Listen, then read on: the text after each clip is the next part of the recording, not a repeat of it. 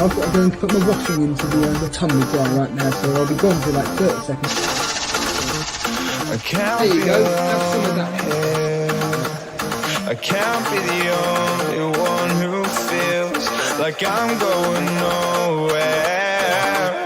Just wishing somehow this dream will carry me. And I'll swear just one last time. They say the world is yours, so I'ma make it mine. 'Cause nothing is stopping you. You can set the world on fire. Nothing is stopping you. And if I go out, I'll go out screaming. It's all or nothing. It's all or nothing. It's all or nothing.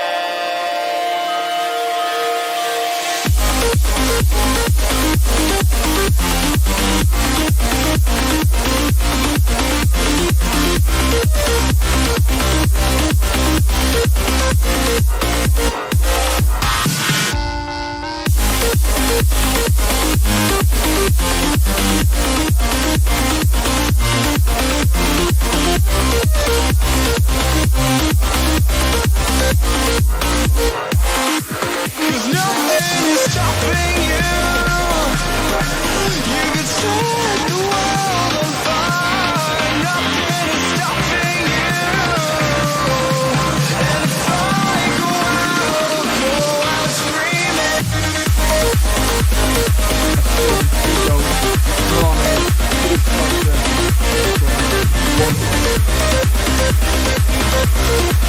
And if I go out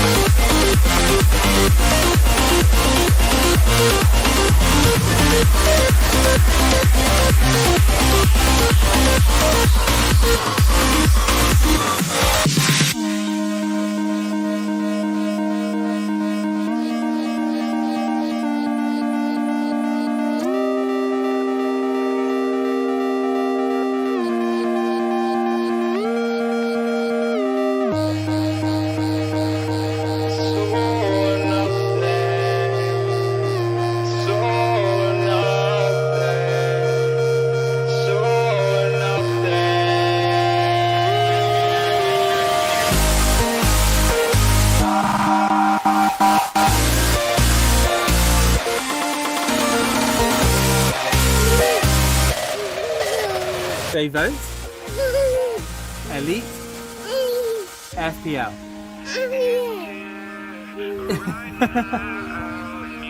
And the gold award. This is the one. Elite FPL. Well done. Big shout out to you, man. Your past won't catch you now.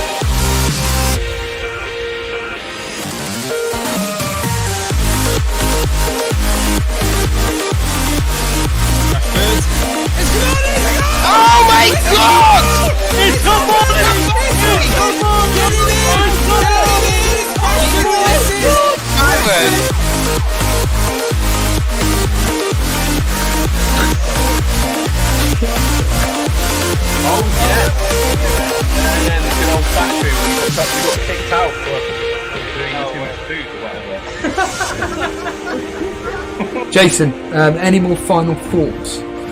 No, just to say thank you everybody and for all the support again. And Steve-O, he's a bit mean, but he means well.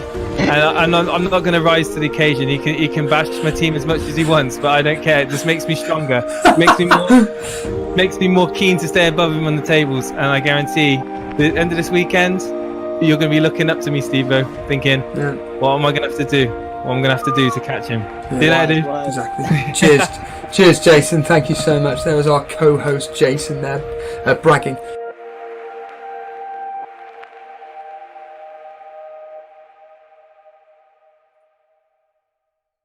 Good evening, good morning, good night, everybody.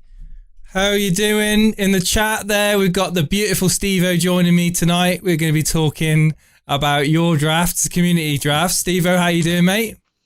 Good evening, everybody. Yes, we are live. Yes. There's always one Muppet you read a comment about in the chat, don't there? To really get your gears grinding. It really... Georgie boy. I was just going to go through all the comments and like all the awesome people in the chat, and then I just see the one knobhead that sticks out, you know. That's 50. But anyway, I was just being honest. Remember, we are live, so yeah, we're live. How's it going, guys? How's it going? We've got Blonde's there, Semi-Sweet Potatoes launching or has launched the new score predictor game. I know a lot of you guys are going to be jumping on that. We've got FPL Cheddar there, Sultan Saeed, Alan Ward. Who says this intro is too long, guys? You need to cut the intro down. I think it's quite nice. It allows me to have a nice cup of tea whilst I fire up the stream. I can read what's said in the comments, and I can have a nice cup of tea at the same time, so it's fine. Zain Hussein, we've got FPL Maestro, Zimmy's there, Michael McAteer, Zawar Razar, we've got Clickers there too. How you doing, buddy? Michael Barry Shuttleworth. We've got FPL Bix. Hello, FPL Bix. A little bit while since I last called your name out. How's it going? Are you guys excited for the season to come? Got Dave Lister, another name that I haven't read out for a little while. We are hyped, Steve-O, aren't we, for this season to start? We're not that lot far away now, and the rivalry's already heating up between us. I know that it's only going to get more spicier the closer we get. Will your current draft look like any resemblance for your Game Week 1 draft? That is the question. And will I be able to do the fraud comment your way this year? Who knows? Because my draft hasn't changed. I'm really happy with my draft, and I'm not interested in playing any games here. What you see is what you get with me, and I'm playing that team unless drastic changes happen in FPL, like players go to certain clubs that makes me reconsider. I am sticking to my draft, Steve-O. In fact, thanks to Podner, I'm going to put up this poll. I've just realised we can create polls again. Can Podner, we?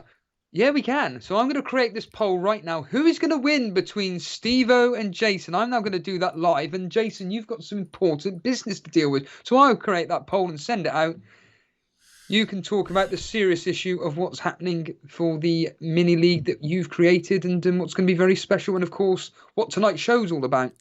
So this season, guys, last year we had the Invitational, and we obviously very much enjoyed the story that the Invitational brought to the channel. In a very testing season for a lot of us, this year is going to be the inception of the Elite FPL Rivals League. Okay, this league is going to paint a very, very clear picture of the friendly rivalries and the competition that lies within our growing community of people on Discord. And I tell you now, I cannot wait to get sunk into all this juicy content that we're going to be in store for. We're going to have lots of familiar faces involved in this mini league. We're in the process of disseminating and getting in touch with people to join it. The process is being taken care of by the admins and moderators in the Discord, which I have to say do an absolute fantastic job day in, day out. I fully expect our Discord to become busier and busier over the coming weeks. So guys, if you're not a part of the Discord, get yourself in there. There's a wealth of information in there. You get to post your team. You can share ideas with other like-minded managers. And I just have to say, it's just an all-round awesome place to be. Much better than alternatives that I've used in the past personally. So yeah, that is it. The Rivals League, the first season of doing that. Can't wait. We're gonna have a trophy at the end of it for first place. That at least first place is gonna get something. And it's just going to be awesome. Absolutely awesome. And again, I want to say thank you to all the awesome people that are taking part in it, that supported the channel over the years. You guys have seen us grow from basically nothing to where we are today, which is at the pinnacle of you guys, which is you live and breathe FPL and what we do here. Steve-O, what's your thoughts on the Rivals League? I think it's going to be a lot of fun. I think that because myself and you take what will be the main mini league in this specific case, the Rivals mini league, very, very seriously, along with Tour by Elite. But obviously, we're going to be focusing mainly on the Rivals League for our members' content as well as this content. It will create rivalries. I know this for a fact. I know this through virtual FPL alone. I remember the most fascinating listening was the rivalry between you and John Harris. I thought that was gold dust.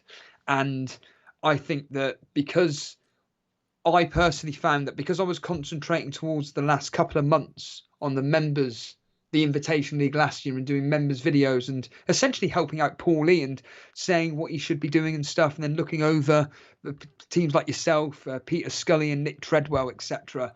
I think that it may have annoyed them, because I know for a fact I was getting messages from these guys and saying, Steve-O, what do you think about this? What do you think about that? And they'd send me things and say, could you look at my team on a members video and discuss it and stuff? And I'd happily do so. You know, it's great. And I think that, like, without going over and over and over it, this is what fantasy football is about. Everybody has a mini league. Everybody loves to basically take the mick out of each other. Well, yeah, everybody has a mini league, but I really want to get into the storytelling this year and like delving into the chemistries between certain managers within it, and the the ups and the downs of those managers coming onto Discord, going back to the roots of what Elite FPL started off with, and that was a small group of people initially who took this league really seriously, and we just had that friendly banter and that real fierce rivalry. And I just think that that's where the best content comes from, within the community on here. And like I said, getting yourself into Discord and be a part of it. And it's important tonight as well to remember that we're taking callers tonight. We haven't done that for quite a while, Steve-O. We haven't done callers on this show for a while. This is, again, something which we want to get back on air as much as we possibly can to get your views, why you're choosing the players you're choosing, who are we overlooking, get some fierce statements out there like, Andy Robertson's overrated, you shouldn't be in your FPL team, and things like that. They're going to create a fire, ignite a fire, but start those synapses firing in your brain to make you actually think maybe he might have something behind what he's saying. Maybe there is something to look at here. Hello. I just want to quickly say, Nick. We just mentioned Nick. Nick is here. He can't watch us live at the moment, but he will be watching at some point later. Natasha, hello, mate. You're another regular contributor to the show, and it's all going to be all these names that we mention. All these names that we mentioned, you could be receiving a small little present in the old Twitter DMs and everything, the Discord DMs. So, absolutely, I think that because this is what it does. Because me and you are going to be literally live on air, talking about, I don't know, FPL Maestro's team. I've just got the names in front of me now. Blonde's team and Natasha's team, and going, who do they think they are bringing in X player? I can't believe he's gone and copied me and captained this player when he's a couple of points ahead of me. He's going to block me up. I can't wait for that. It's going to be so fun. It's going to be absolutely fantastic, and it's what this show's all about, Jace. It is, and at the moment the poll is up, and I've this is the first time I've actually seen the way the poll is working.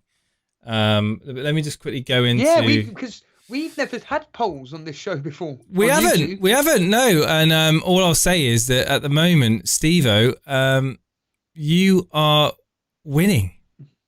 Well, I'm back down again to 48%, so now you're ahead. Wait, what? Who wins? No, you're 47%. Oh, I've put three up. To be fair, one of them's an Office reference. I've put an Office reference in there, but 45%. So at the moment, the experts in the chat, the FPL experts are going with you as being the victor at Between Us. I like to be the underdog, Steve-O. The pressure's off. What do you reckon about that?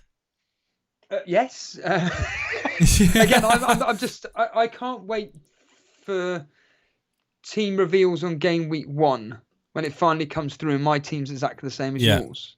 So,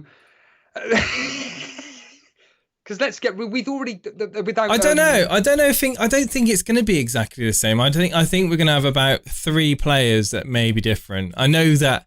Oh wow, 3 players, but who knows? There's a long time between now and then, so we'll wait and see on that one. But I'm curious to see how you start because, forgive me if I'm wrong, you've not started too bad.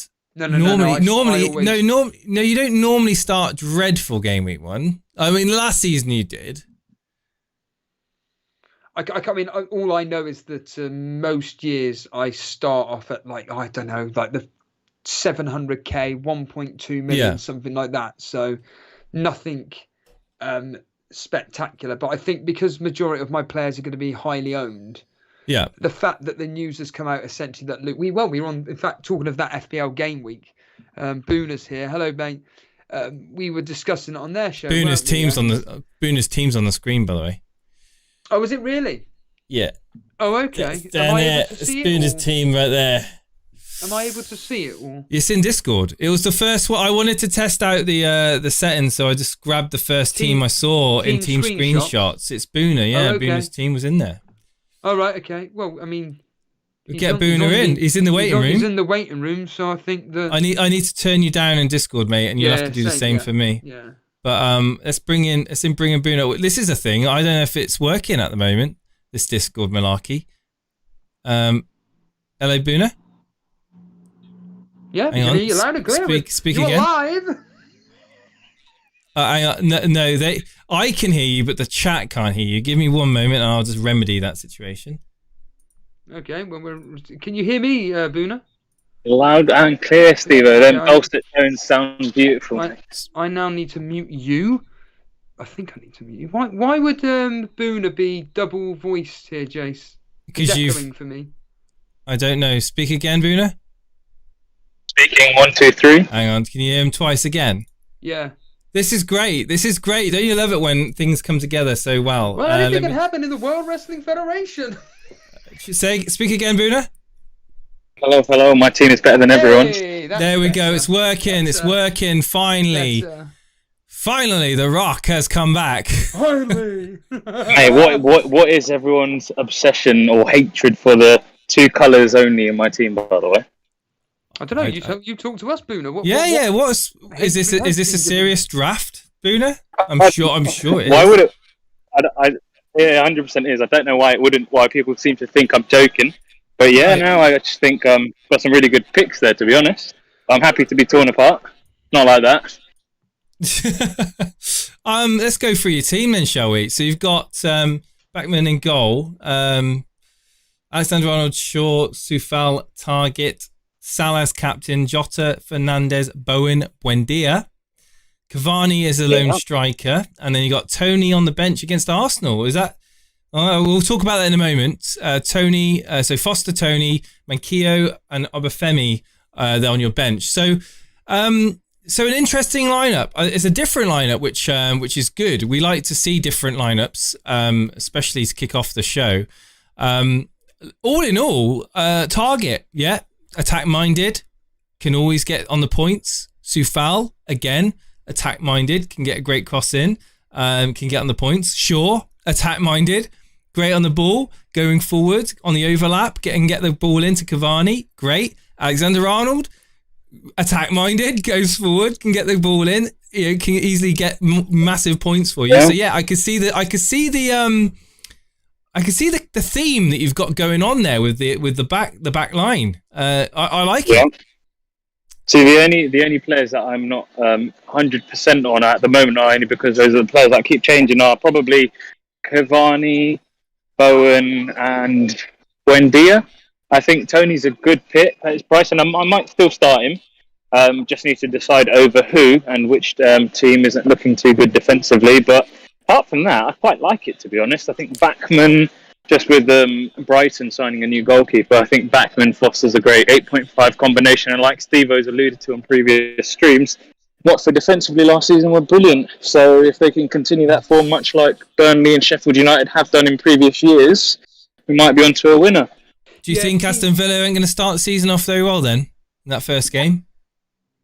I don't know how that's going to go, to be honest. It really depends. This Grealish move sounds like he's going to be signing. I mean, I can't see Villa turning down 100 million if that is that reported fee is believed to be true. But it's a case of how Grealish going is really going to affect the mentality at Aston Villa. That's the only concern. And for that reason, I'm not too bothered to have taken Watkins out of my draft, and he's been in there from the start. I think Cavani's a pick not many people are going for, if I'm not mistaken.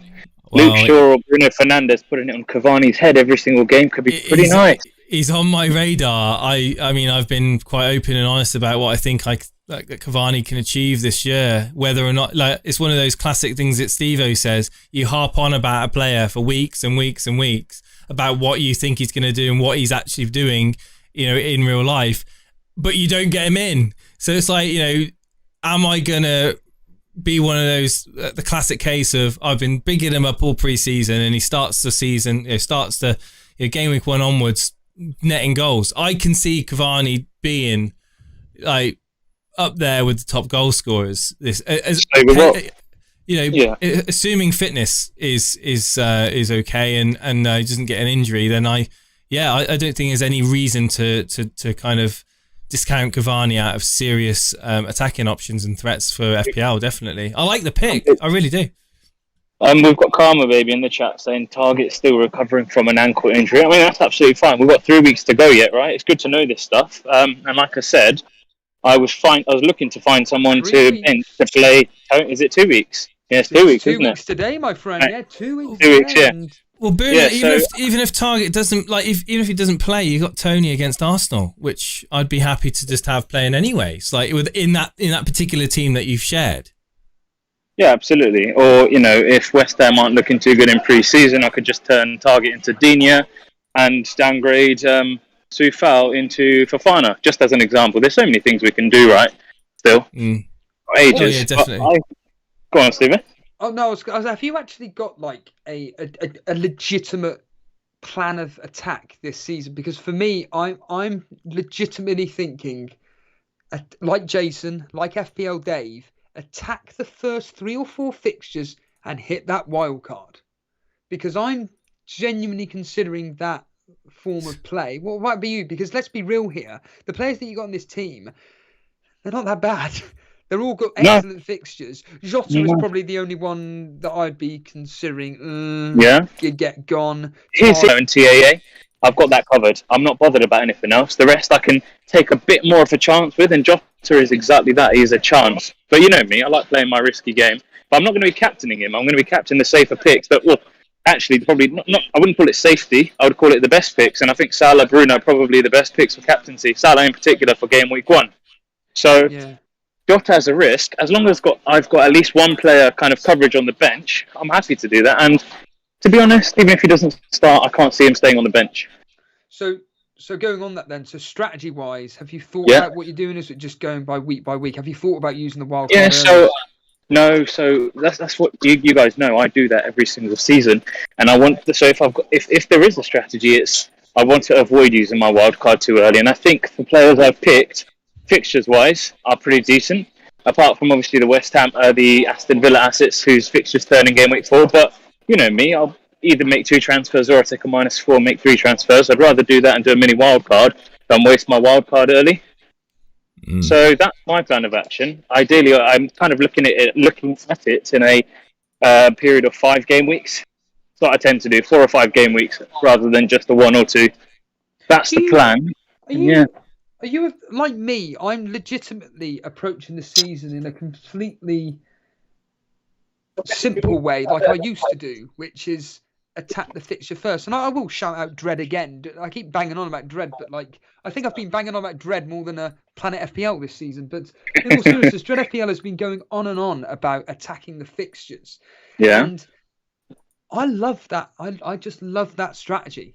And if it fails, like at least you've got like the money to easily swap in and out certain players that are easily performing well or not.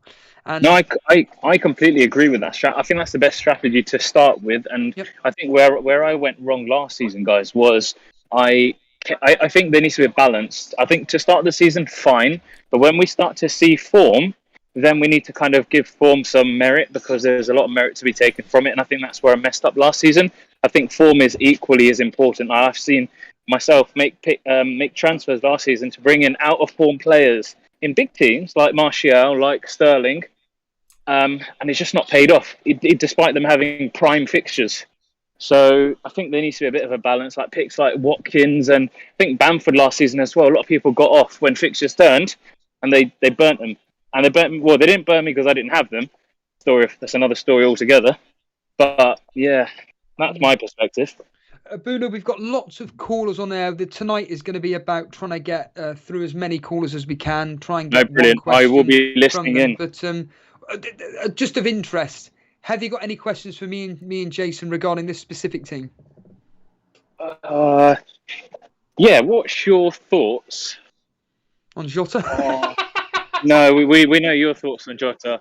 Jota is someone that I quite like, and I think he's quite explosive. What are your thoughts on? So, 2 questions. Thoughts on that bench? Having just one player, do you think it's way too risky given the team that I've selected? And also, your thoughts on Bowen? Short answer on your subs bench is based on last season and the current situation we're in the moment regarding this pandemic. I think it's very, very risky having only one player that's going to be playing essentially. So that's why I personally have gone with three starters. And with Bowen, I personally think Bowen could be a potential bargain. He's 6.5, isn't he? Yeah. He, as you stated on Twitter, as I've said, he performed really, really well when Lingard wasn't in the team and when Bowen was starting. But I've just changed my personal opinion, and based on the fact I'm doing a 3-4-3, that thanks to FPL Irons, it appears that Antonio is the better option. However, based on your formation as it stands right now, I know we've got 2 weeks to go. Bowen, great option. He's got some really good fixtures. Why not risk it? He's 6.5. There are plenty of players that you can upgrade or downgrade to. I have to say, Bruno, that I have to say very quickly that this is a very nice team you've got here. But yeah, carry on. Yes. Go on to Steve-O. Sorry, just very quickly, Steve-O. Your comment based on last week's bench and like last season's issues in terms of players not starting, all that kind of malarkey, and having a stronger bench. If that target news is solidified and we get that verified and he is out, then does it make sense to just drop him to a 4.5 and upgrade Mankia to a 4.5? So I've got 2 bench coverage. Yes. And play Tony. And play Tony. So I've got 2 4.5 defenders on the bench then. Yes. Yeah. There's the simple answer, yes. Just gives you that Sorted. just gives you that security, mate, at the end of the day. You just don't know what's around the corner, you know. Start off a little bit safe. You don't have to have all 3, but at least 2 playing. It just gives you that blanket there. Love it. All right. Brilliant. Cheers, chaps. Appreciate it. Good speaking. Cheers, Bruno. Thanks for coming on tonight, mate. All the best. Take care. Bye. And there we have it. There's our first caller of the evening. He's a regular. It's FPL Boone. Obviously, he's on that FPL game week as well. Obviously, friends of the show. And if you want to be part of the show, obviously, all you got to do is join the Discord. There's plenty of people in there, Jace. So, I do. There is plenty of people. We're going to get everybody on tonight. Don't you worry about that. But I just want to say a massive thank you to Dreco, who's become a playmaker this evening, joining the membership there. Thank you ever so much. There'll be plenty of member videos between, all the time going forward, and maybe even an after hours after the stream. You never know. Got who else we got in the chat there? We got Never Owned Martinez last season was my downfall. Yeah, Martinez. Simon Bellamy's in the chat. Simon Bellamy saying that he wants to basically put mud on my face. In the mud. Jason, I want to put Jason in the mud this season. That was something that was said week in, week out. Simon Bellamy's tactic was to just basically try plastering mud on me. instead of concentrating on his own team, he was more interested on what I was doing. Will it be his downfall again? Who knows? We have a special guest in the chat. It's Mags, our mate Mags. I know you don't really know him, but he's one of our wrestling community members. Excellent. And just want to say hello to Mags. And to be honest with you, Mags, myself and Jason, we do compare the rivalries to the world of WWE. So this is what we like creating, good old rivalry. So I was going to say, Jay, should we bring on Jedemiah Corbin? Jeremy Corbin, a regular caller last year. Let's bring in. He is a regular caller from last year. We haven't spoken for a little while. Jeremy, how are you doing? Talk to us. Let's be having you. Hello. How's it going, mate? You right? I can't hear anything. Just give me a second. Brilliant. All right. Good start. Anything could happen in the world. How's it going, Jeremy? How's life treating you, buddy? Good, yeah. How are you? Yeah, not too bad. What have you been up to today? Tinkering, really, looking at a few stats, thinking about Heung-min Son. That's it, really. Are you tinkering to the point of making multiple drafts every day, not quite relying and sticking on any particular set of players? That was a few days ago. I've got a solid sort of group of 20 players now that I think I'll start with. So yeah, you're pretty set on that now. I think so, unless any transfers happen. Yeah. Very good. Grealish would change something, but right now I'm happy with what I've got. Let's get your team up on the air so people can, or on the screen, I should say, so people can see exactly what you're talking about. So in goal, you got Meslier. You got Andy Robertson in your team. My mate Andy Robertson. Alexander Arnold, Digne, Lewis Dunk, Sarr, Greenwood, Son, Salah, Wilson, and Watkins, who's fallen out of favour. We've just heard earlier on with obviously Steve-O. Not a fan of Watkins. And we've got Gunn, Rafinha, Obafemi, and a guy who I'm not going to try and pronounce, but I am going to butcher his name. Actually, I am going to try and pronounce it.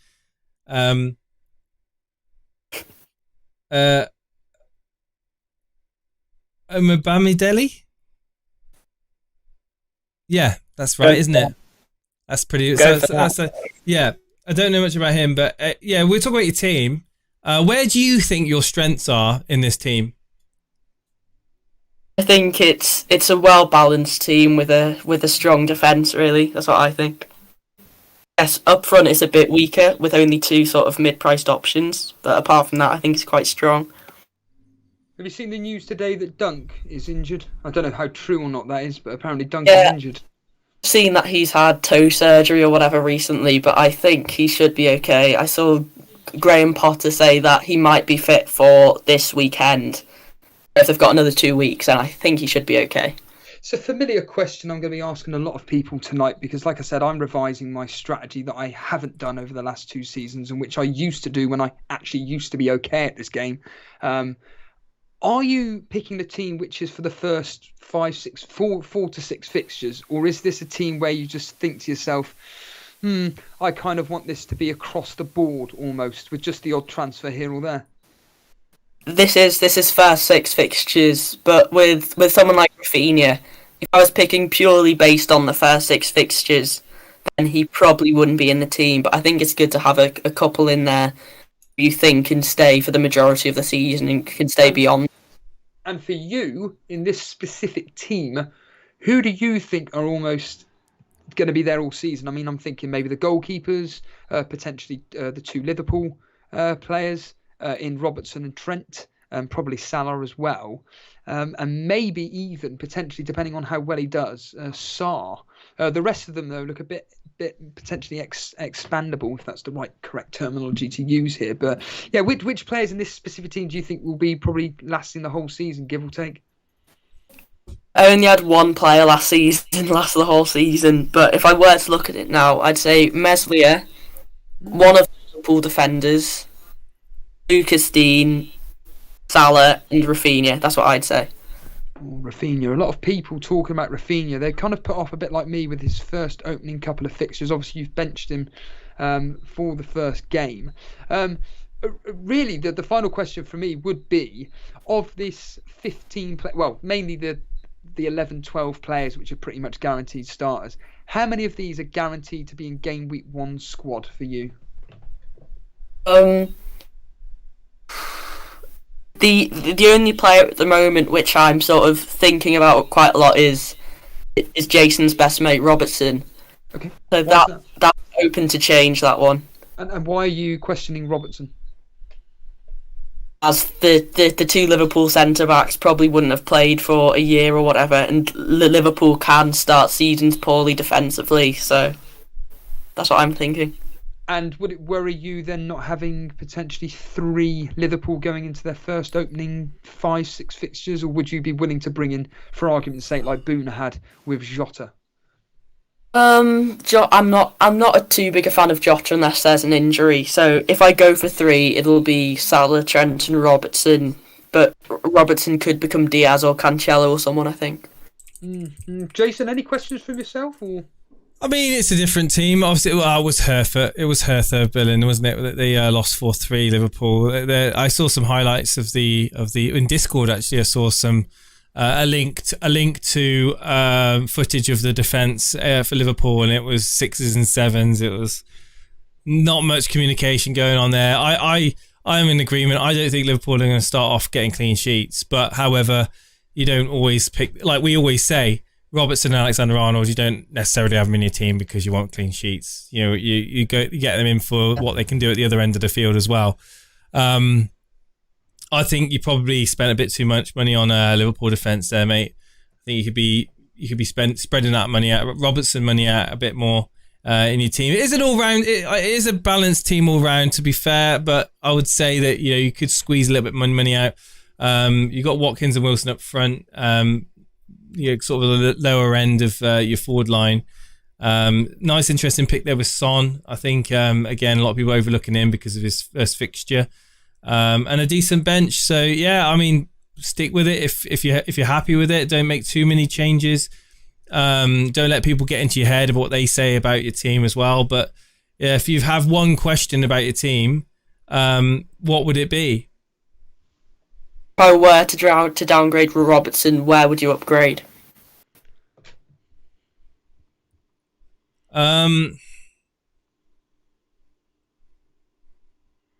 I'd probably try and get Cavani in. Yeah, fair enough. Giving away my tactic to Steve-O. Okay. Thank you so much, Jedeby. Thanks a lot. You take it easy, buddy. Cheers, dude. Thanks for coming on. Speak a lot next season. Bye. Cheers, dude. A quick few questions in here, or more, just a few words from the chat. Crying, I'm like, Nevis, can he do Greenwood and Robertson to Bruno and a 4.5? This is obviously referring to Jeremiah Corbyn's. Karma Baby, 130 people watching, only 38 likes. Shameful stuff. You're all getting red arrows. There we are, Karma Baby, and Mags is there. I think, right, just literally, what you need to do, guys, is let's literally get your phone, right, go onto the stream and then tap the like button, all right?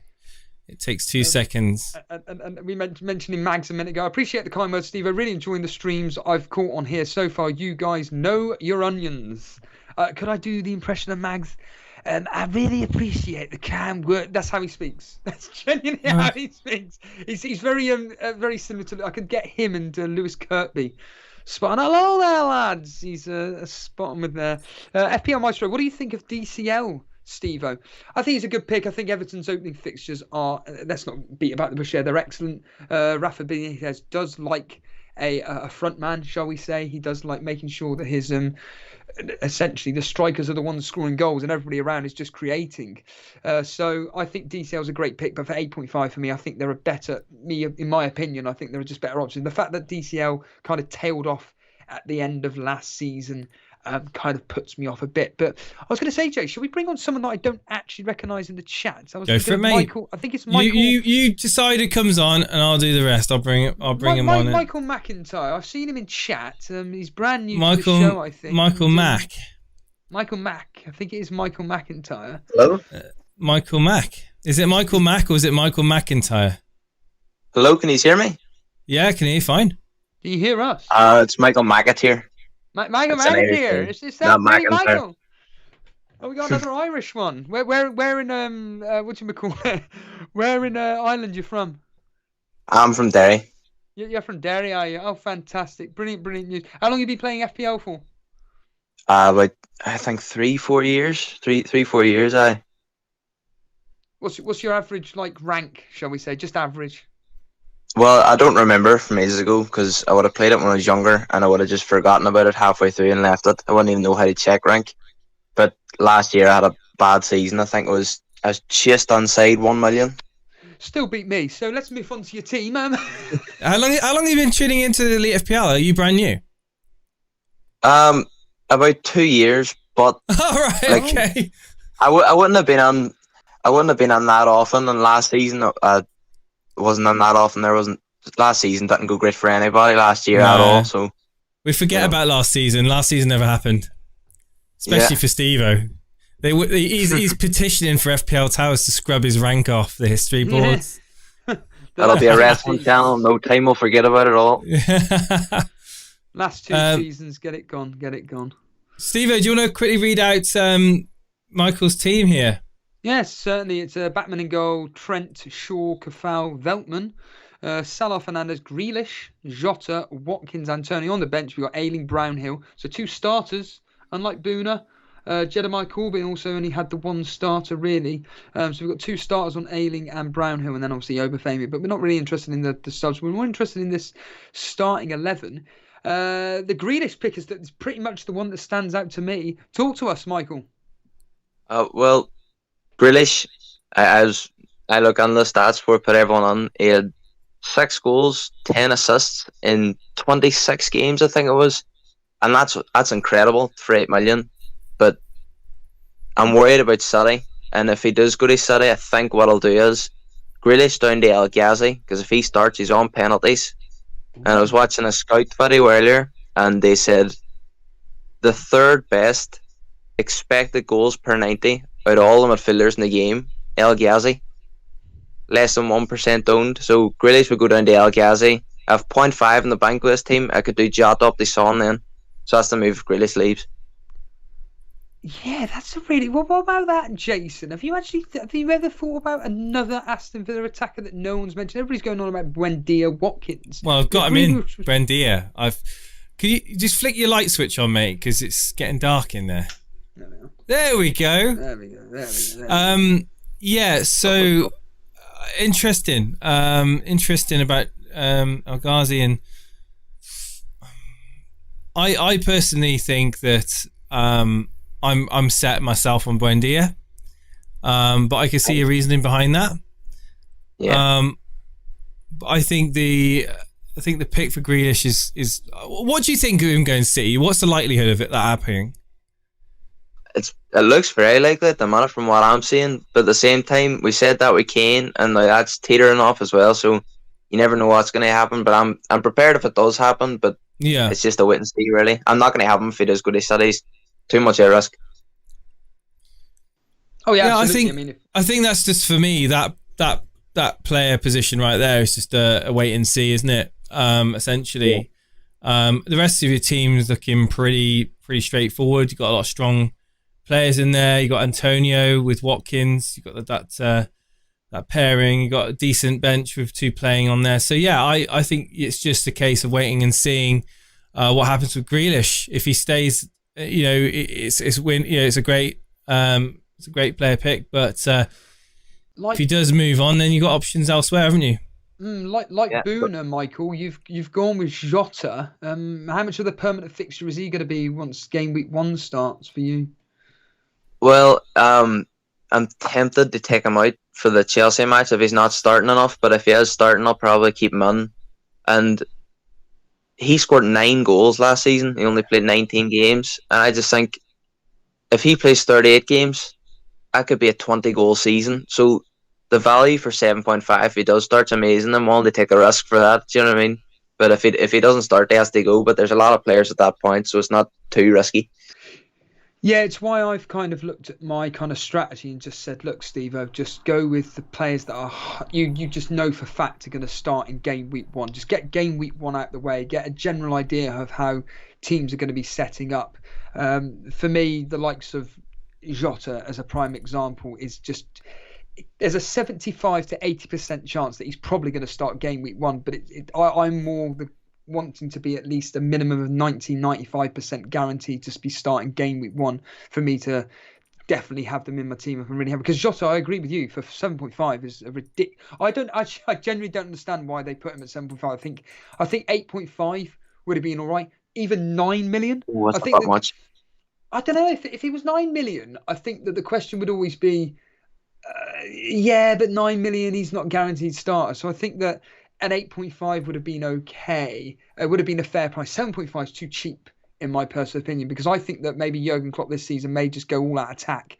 Four strikers, essentially, Jota, Firmino, Salah and Mane, just demolish in the opening and just put their foot down and say, we're here to get our title back from Man City. So yeah, I think they're going to be putting there. Another question for you is Veltman. We've seen the likes of Dunk.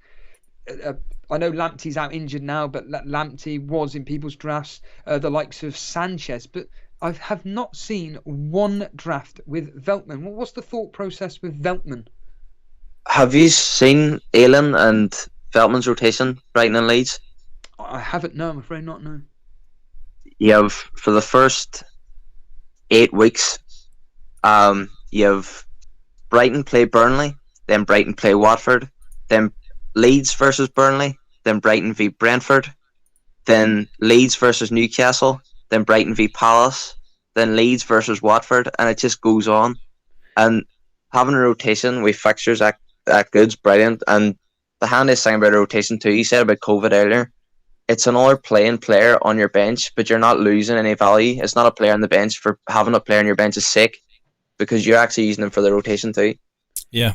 But what's the likelihood of you going with a 4-4-2 formation by game one?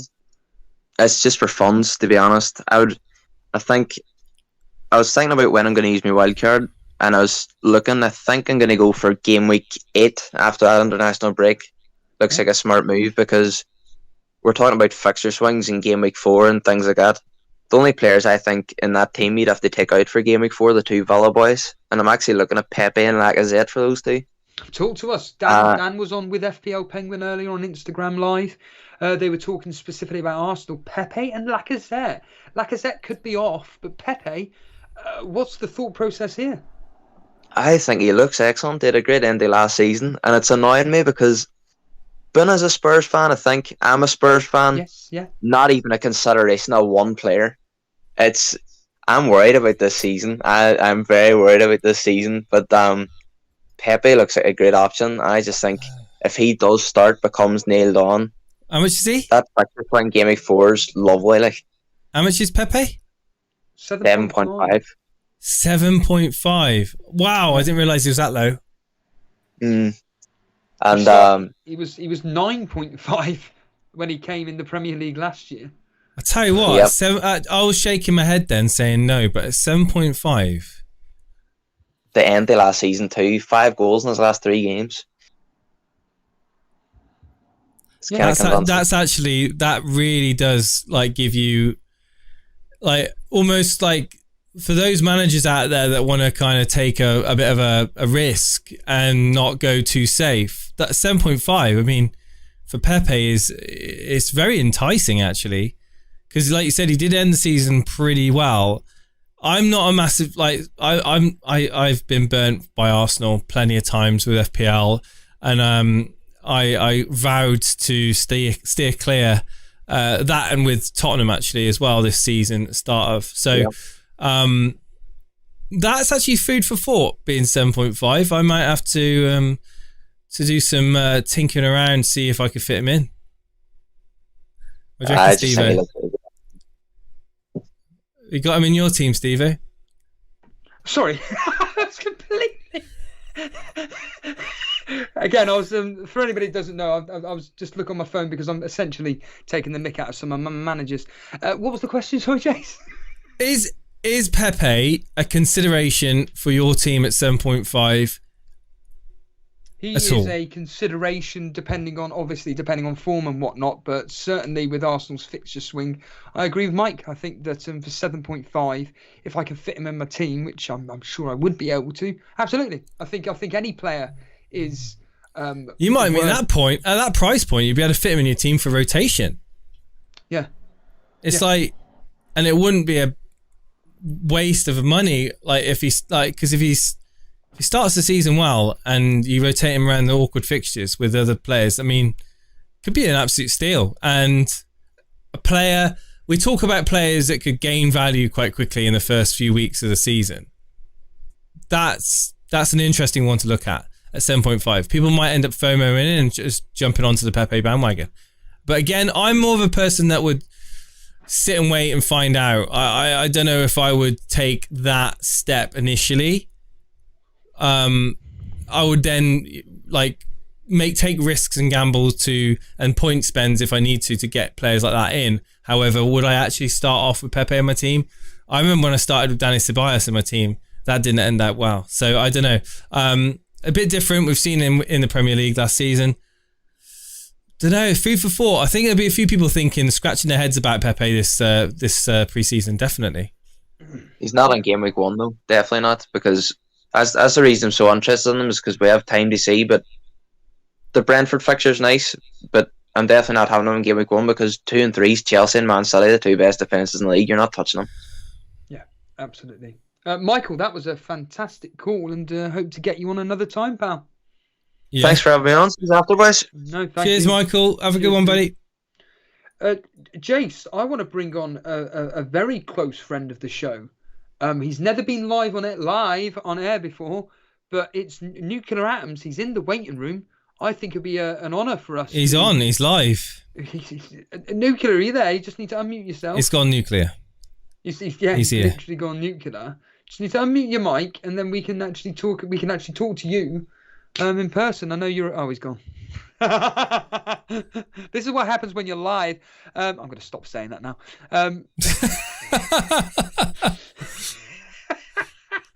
But who's the next one then? Let's bring on FPL Phillips. FPL Phillips. He was quite early in the waiting room. I think. Bring him on. Okie dokie. FPL Phillips, you're live on air. Please do not swear. Guys. How's it going? I'm doing all right, guys. How about you? Don't recognise the name. Who are you? Talk to us. Well, I'm a very new and upcoming FPL YouTuber. Really, I started my channel back in the Euros, so only just been doing it for around over a month. But I'm a big fan of you guys for quite a long time now. But yeah, I've never really been like, oh, you know what? I want to go on air and I want to have a chat. But no, for sure, I'm excited to be here. Brilliant! You've certainly got a team that's been a lot different tonight. We've got Sanchez in goal, Veltman, 8 Nure. Yeah, we suddenly have got a team of Veltmans coming out tonight. Yeah, we got Greenwood, Salah, Mahrez, Son, Wilson, Watkins, Antonio, and we have got a playing bench of Brownhill, Ayling, and then Williams. Yeah, the question I suppose for you is Son and Mahrez. Williams. Yeah, I suppose, yeah. Son of Mahrez, yeah. Sorry, I thought that was the Williams for Man United then, but it's not. Oh, is it? Oh, it is. It is. It's not a playing bench, is it? It's hardly a playing bench. No. But yeah, carry on, Steve-O. Yeah, Mahrez and Son. I mean, lots of talk on Twitter about Mahrez and Son. Tell us why you have Mahrez and Son in your team. To be honest, I'd be less sold on it if it wasn't for the captaincy options. I think it's a big part of it for me. I think the fact that we've got Salah obviously game week 1, but when it gets to game week 2, you can still captain Salah at home to Burnley, that's no problem. But Mahrez against Norwich looks like a very appealing option on paper, and game week 3 is the big one really, where people are considering, how am I going to get Son or Kane in for that week? There's always all these talk of big plans to try and get through it, but I'm just liking the look of having Mahrez and Son instead of Bruno at the moment.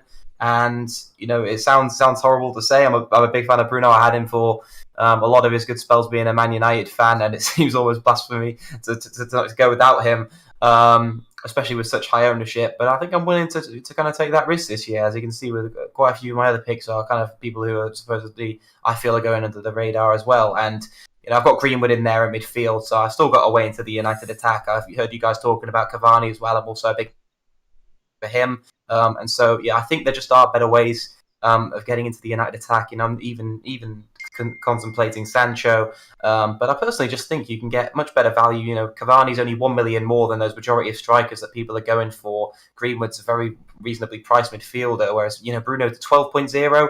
Basically, the problem I have with every draft is if I have him in and someone like Mahrez or Son, another big price midfielder, starts firing, I have to lose one of those premiums straight away. I'm not really a big fan of, I wouldn't really be a big fan of taking out Salah or Bruno. I think that would be a massive dilemma.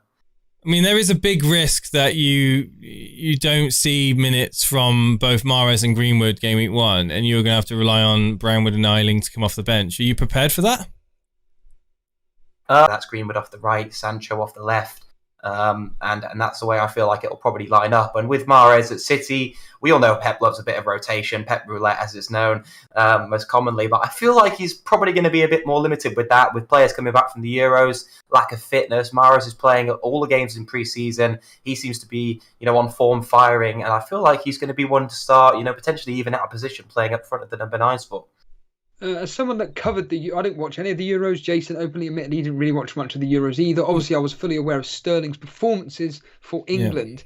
Yeah. Just a random question, really. But do you think Sterling will turn around his season and actually have what he did in 2 seasons ago, where he was scoring and assisting for fun based on his England form? Or do you think he's just going to regress and go back to what happened last year?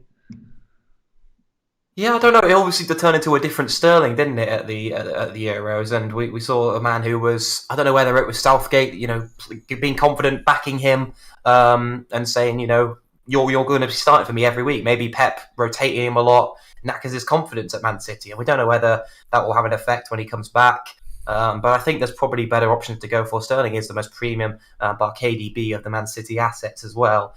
So who would I go for Sterling at the start of the season? His stats do look good, even if you look at players like Vardy and Sterling, they do actually look quite good if you delve into it, but they are being seriously kind of thrown into that overpriced category. But I think it's for good reason personally this time. And I think, although I'm going with a lot of risks, there's still an aspect of, I kind of want to wait and see on a few players, and I can bring them in if necessary. And that's another kind of benefit of doing the, I'm very close to getting him in. I could easily move Son onto Sterling. If that's the case, I don't have to sacrifice Bruno and get too worried about that, because I'd be very, very against taking out Salah or Bruno if I commit that much of my budget to them for the start of the season. You say you support United, right? Yeah. I mean, judging last season and the performance of Mohamed Salah last season and Liverpool, and arguably the fact that they've not really set the world on fire, so far this preseason and made great transfers, would you not entertain the idea of having Bruno Fernandes over Mohamed Salah in that team? Not for me. It's not going to. I don't think it's ever going to happen. I'm not going to do that. What the option would be, I suppose. But Salah's always been nailed on for me. From actually, I've never said Bruno was really nailed on or a must-have in my team. A lot of people throw them both into that category. But no, I think I'm enough of kind of. I think I consider myself a professional enough to kind of stand back and see that I feel like Salah playing so much further forward, almost as a forward, he should be listed at. That he's the more appealing FPL asset just in a total. And no, I feel like there's better ways. I wouldn't want to go with Jota from Liverpool. I'd much rather go with Greenwood from United. And I'm gonna have Trent in that team as well. It's nothing. I've not got anything against Liverpool when it comes to United. I'm almost hesitant to have players in my team. It's almost the opposite because I don't want to be. Are you not thinking that you're being Sancho and Rashford? Well, I think for at least till October, with Rashford out because of his surgery, it's going to be Greenwood playing. It depends a lot if Martial's back in favour, which I don't see happening at all. I think Cavani will start the majority of games. And to be honest, I feel when Cavani's not playing, either due to his age and he's coming out of that team, I feel it would be Greenwood who's taking up the number 9 spot for Ollie. He's experimented with him there last season, and it seemed to go really well. He got a number of goals. He was getting into great positions, and he seemed to have a much better positional sense than Martial. And this year he's only going to keep improving. He's entering even the young prime of his career right now. So I really think this could be a big hitting season for Greenwood, and so that's why I'm going for him. I back him. When you say about United, I do really think that again, this is make or break for Ollie this season. Realistically, he's had the backing from the transfers from the board that they've been so slated, and we saw all the big protests last year. But they've come out, they've signed Sancho, they've signed Varane. They could get other people before the transfer deadline. You know, if they're bringing a big CDM, that makes them even better FPL assets. But I think, Greenwood at 7.5 with Rashford out, I think it is a bit too hard, a bit too good to ignore, in my opinion. If Rashford was fit, it would be a completely different story, because it would almost certainly be Sancho off the right, Rashford off the left, Cavani up front. Bruno is behind for the majority of games. But with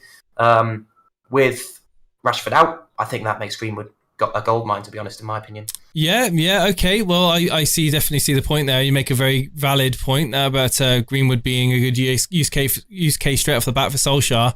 And the value. We talk about the value a lot, and you've got, it's almost like you want to squeeze as much value out of your team as possible. And I can see that on in your starting lineup. You've got some really heavy hitters in there, and potentially, with Mahrez and Greenwood, getting those minutes straight off the bat, you could be getting a nice share of points in that midfield at the very least. I think a lot of people are overlooking Man City assets. We don't see a lot of people with Man City in their team. I think that you could be ahead of the curve on that one. So, but definitely with Man City, you've got to be prepared for that rotation. But as long as you've got a plan to, get players out in that team to move them across if needs be, which it sounds like you do, I think you're in good stead. And it's an interesting team dynamic. How sorry if you've already mentioned this, but how, in a percentage wise, how set is that team for game week 1 right now, if nothing else changes between now and the start of the season?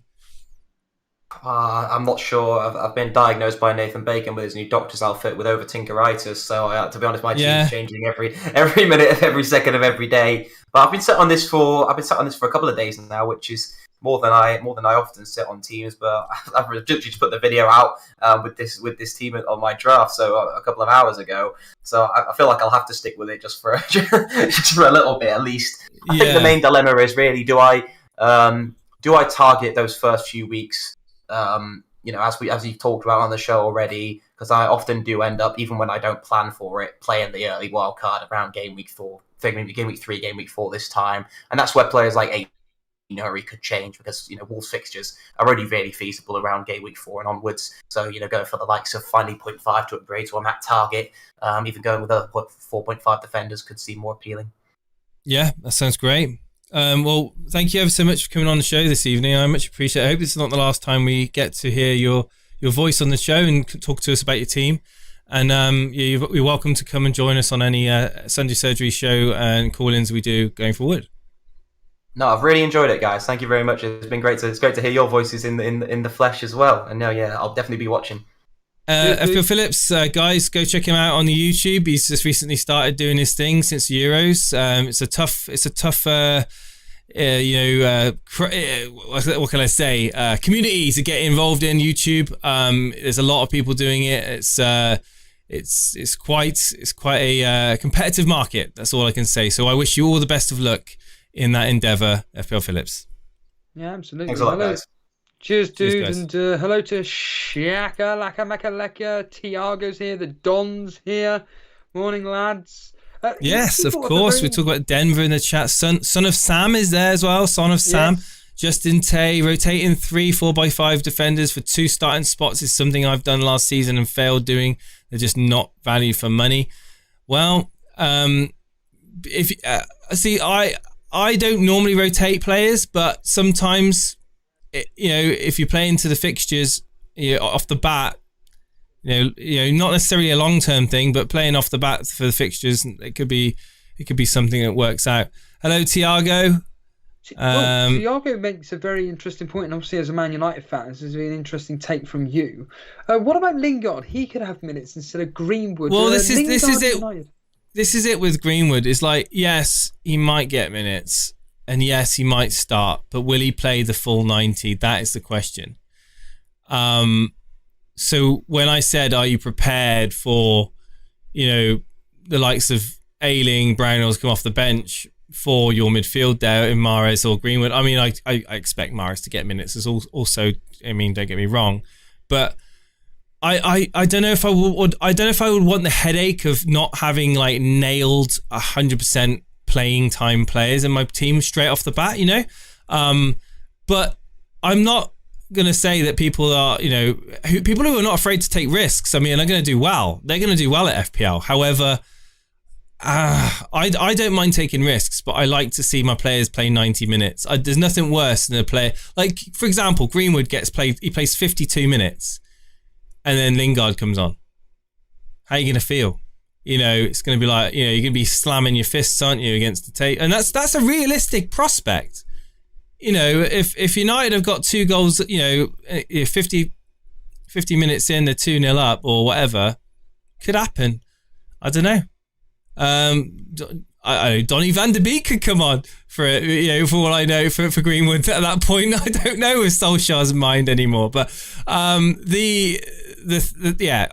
think it's fair play if you're gonna take those price points and bring them into your team. I certainly think best of luck to you. But that's a good point that Thiago makes. Lingard, of course, being thrown into the mix, had an absolutely storm over season. Don't I know what Lingard did last season? After I quite openly said that I didn't think he was going to do anything at West Ham. I think we should bring on a very good friend of the show, Dread FPL, because he is the man that's inspired me to go down the route of what he's doing. But his team is pretty different. So I think Dread FPL should come on and talk to the nation. Where is he? There he is. Dread FPL, mate. How's you doing? Good afternoon, good evening. Hello to everyone around the world. How's How it we going, doing, mate? Yeah, good. It's awesome. It is great. It's great to have this the Elite FPL phone in back again for another season. Loving it as always. Absolutely. I hope you're going to get used to it as well, because it's going to be like me and Steve are going to be coming thick and fast with the content throughout this season. So it's going to be, I hope you and the mod team are ready for it, because it's going to be. Oh yeah, no, we're always ready. We're always ready. Yes, always happening in Discord. Absolutely. Talk to me about the Discord. You can tell everyone about the Discord. Right, the Discord, right, is so you can come in and you can text chat and everything. We've got channels for everything. We've got bots in there that will tell you what's happening with transfers as they happen. Your live rank as it happens. All of that stuff. We've got some futsal games in there. We've got loads of stuff going on in there. That's just get involved. But also, where I prefer to be and everything is we have the voice chat. And the voice chat is it's just like a FPL lounge. Everybody goes in there. We all talk in real time. We have people from literally all over the globe. Okay, there'll be people in the chat at different times because of different time zones, what have you. And we just talk about the games, and we get right in depth sometimes. Other times it's just really stupid, and the banter is going, the rivalries are happening. Literally people are sort of bantering each other about their teams, especially when the deadlines come in and people are trying to be a bit mischievous, trying to mislead people and telling them that they need people in their teams, and it's just hilarious, absolutely hilarious. Sorry, go, Steve. Oh no, you started off. You go. I was going to say, Dread. Obviously, I mentioned in the members video a few weeks back now that legitimately one of my favourite ones that I've done is actually analysing your team. I thought it was fantastic. I really did enjoy talking for I think it was 45 minutes to an hour just talking about this team. And it hasn't changed much, has it? The likes of Henderson are still there. Smith Rowe is still there. Talk to us about these two particular players before we go into your strategy to start. Which two particularly? Henderson and Smith Rowe. Oh, right. So Henderson and Smith Rowe. Right. Okay. So, Henderson. Right. So, I'm thinking, it's absolutely a dream to have a 5 million United keeper as the starter and possibly their number one. I think that's been with Varane coming in and everything. I think it's sort of been confirmed that he'll be their number one. I mean, that's just a gold. It's gold. We know, right? Without a ball being kicked, we know that by the end of the season, United will be one of the best defenses in the league, right? Okay, so if I put Henderson in there, he's the cheapest way into that defense and everything, and it's I can just put him there and leave it. It's fine. I haven't got to worry about it again. That's it. And I know I can understand where people are going for Brighton and everything else, but in my reasoning, it's like, so White played pretty much every game next to Dunk, right? And as far as I'm concerned, new centre-back partnership, I need to see what's going on there. It's like, no, I cannot put a goalkeeper in my team that has two new defenders in front of him. Well, a new partnership in front of him. That just doesn't work for me. Now, I know Varane's going to come in, but the thing is, Varane is like a seriously experienced defender. It's not as if like Man United's defense is going to get worse with him coming in, right? So yeah. that risk I'm happier to take than the risk of a new centre-back partnership at Brighton. That's just the way my head works. So that's why I have Henderson. Smith Rowe, okay, so he just signed a new contract, and they've given him the number 10 shirt. Okay, didn't he go to the Euros as well or something? Was he in the squad? Who? Sorry, I can't remember. Was Smith Rowe in the squad for England? I'm not sure. I can't remember now. I don't think he was. I didn't watch it. I didn't really watch it, mate. So I don't think remember. He was. I didn't see him play. Either way, saying no. Yeah, the way I see it though is like Smith Rowe. I don't think Arsenal have anybody else to play the number 10, as far as I know. So so at 5-5, it's a risk I'm willing to take, basically. I don't like it myself, but I respect you. I'm only playing him for like the Brentford game, obviously. You know, after that he gets benched. Well, you actually do, in all seriousness, you do have a strategy which has completely ripped up my thought processes, and I just thought about what you wrote in the message to me, and I'm thinking, you know what, Dread is absolutely bang on the money. Fixtures to start the season with. We have no data on anything. I know Trigger Lips bangs on about it, like a lot of other content creators go on and on and on about last season's data. There's nothing wrong with going on about last season's data, but it means diddly squat. The only information that we will know is the fixtures. That is it. And talk to us, Dread, about your strategy, your thought process. And it's exactly what you're saying. I've been saying all along in these live streams that I legitimately hope you do really, really well. Now, if you're bottom of the Rivals League that we've created. Oh yeah, tell us what your thoughts are of the Rivals League. Are you excited about that? I'm absolutely excited about that because I'm really expecting to have a decent season and see lots of rivals underneath me in the table. So yeah, I'm really looking forward to it. What does it mean to you that when we release this league, the Rivals League, for you, what is it actually going to mean to you playing the game, being in that league?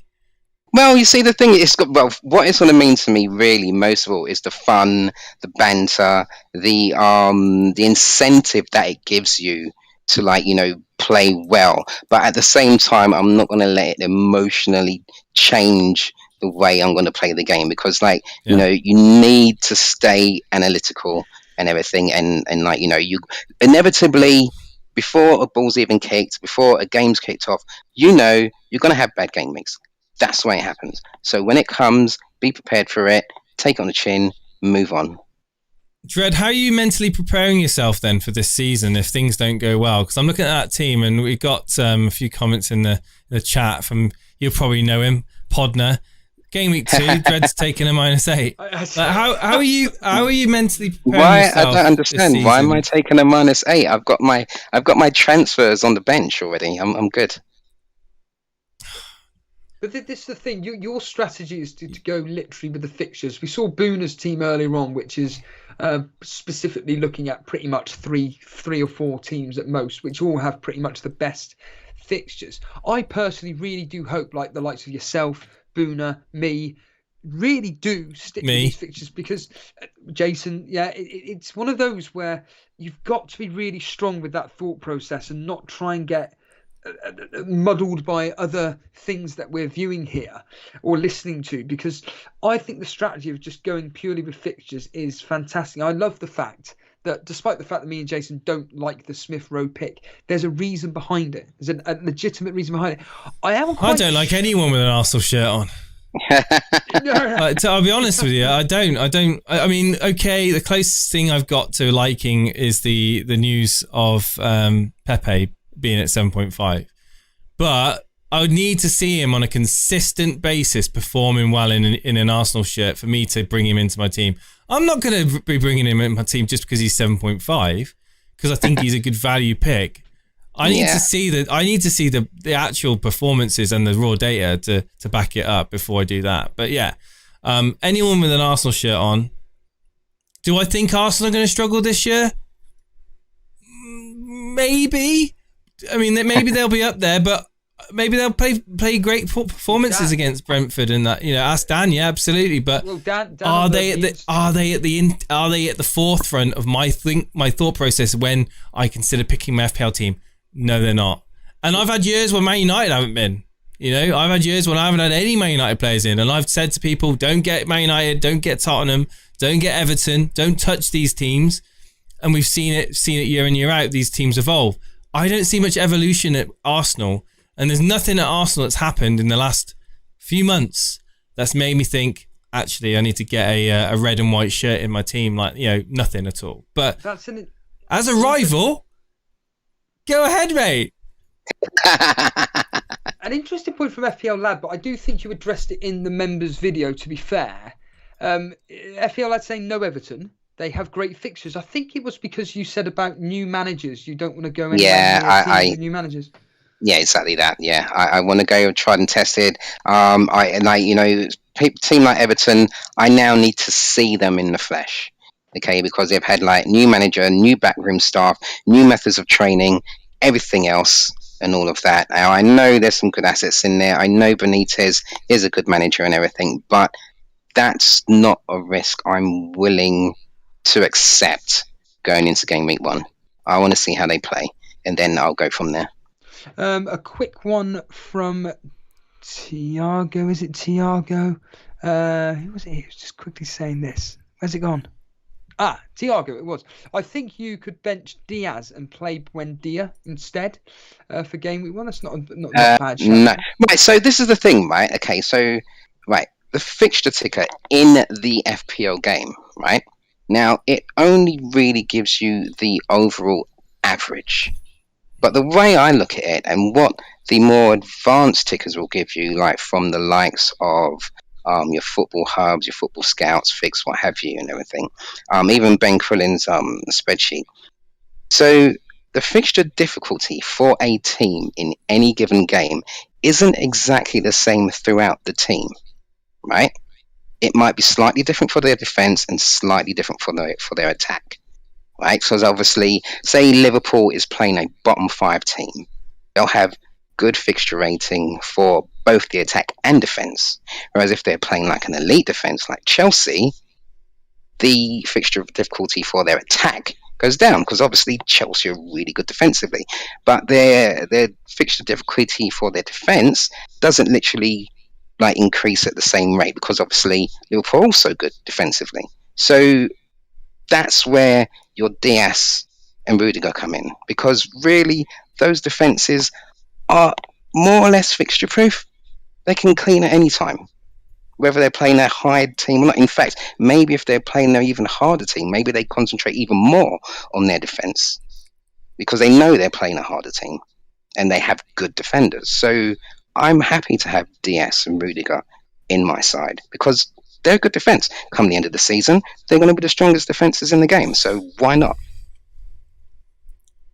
Quick final question from me. There was that wonderful moment when yourself and Jason were covering, it was Southampton, I think, Man United versus Southampton, and Cavani got a brace, and Jason went epileptic, you went epileptic, and oh yes, yeah, right. you were the one that kind of I'm going to agree with what Jason said in the last stream or whatever. Bloody hell, we got an agreement. Me and you actually agreed about something. No, absolutely, yeah. I absolutely think Cavani is going to rip the game. All right, so has Cavani played in front of the United fans properly yet?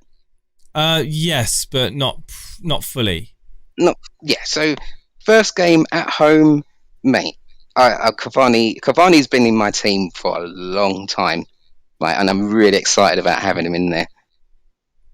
I think I really do think that I'm tempted to bring in Cavani, and by bringing in Cavani, like I don't want to change my team, but if I did change my team, it would involve Cavani. Like I'm so tempted to just start the season with Cavani. But it would if I could easily get to that point, I would. That's the thing. I'd have to make other changes to accommodate Cavani, and that is the thing. That's the trade-off, isn't it? That's what. Yeah, I tell you what. Also, like even more convinced me, because I was listening to Nick Triggerlips earlier and everything, and he mentioned about Cavani as well, and I'm like, well, if he's also thinking Cavani's good, then I must be on the right track, because like I said, I'm really excited about Cavani in my team. I'm actually thinking that getting Wilson to Cavani would be the logical move. This is what I love now, because you're now starting to sound like me in like not panic mode, but no, like I'm just.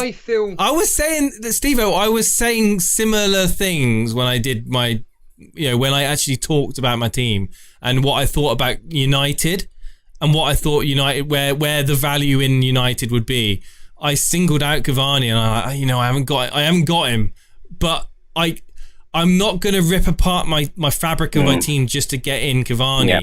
And that's the thing people have to realise. It's like, it's easy me to turn around and say, oh yeah, I think I'd prefer Cavani to Wilson. But there's a reason why there's that price difference between the two, right? So, me getting to that point is going to probably weaken other areas of my team. So there's a trade-off. So you've gone with a 4-3-3, isn't it, to start with, Jace? I'm just going to go back on what Jason just said there. Value's been really right up there in my decision making throughout since the game launched. Right, you'd have to sit down and really look at it and everything. But if you understand where I'm coming from and you look at my side, you'll find that actually pretty much everywhere I'm trying to go for the value picks. Like where my money is, where I believe my money is best invested, that will give me the best return on the money that I've spent, return on investment. Yeah, I mean, I can see that you haven't got exactly out and out expensive players in your team. Obviously Salah, but you've spread the rest of your money you've spread around quite well in your team. Rafinha on the bench, and Buendia on the bench. I mean, these are two great players, two great midfielders there on your bench.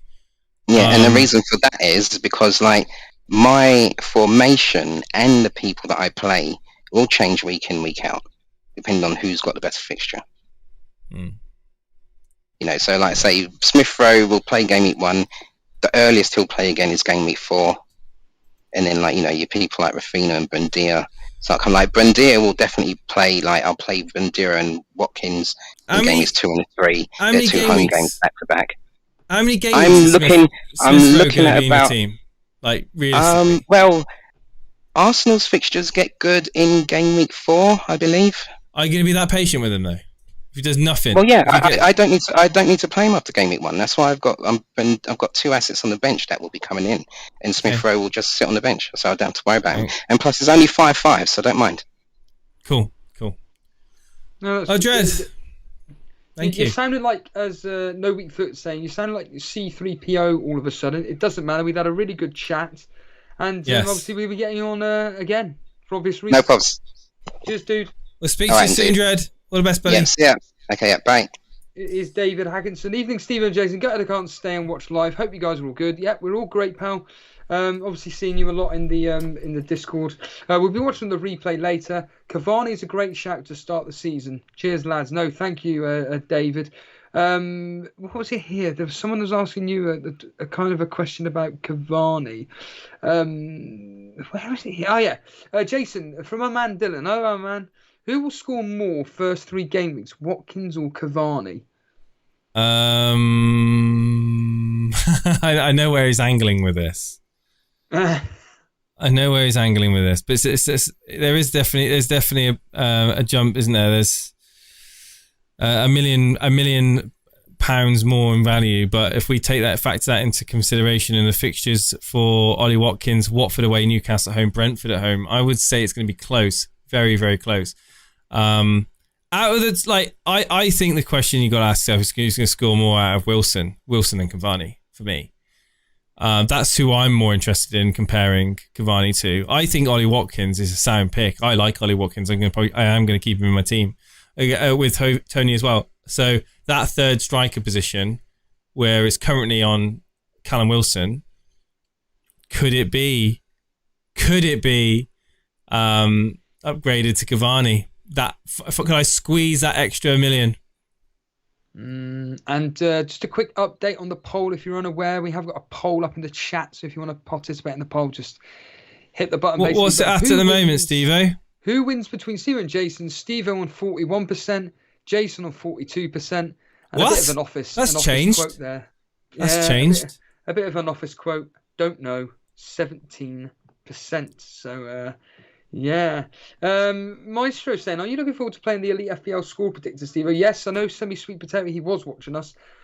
He's got some plans in place regarding the score predictor game. So, yeah, absolutely. I love doing the score predictor game. We want to try and take Hopefully I can have a season playing it where I can actually take part every week.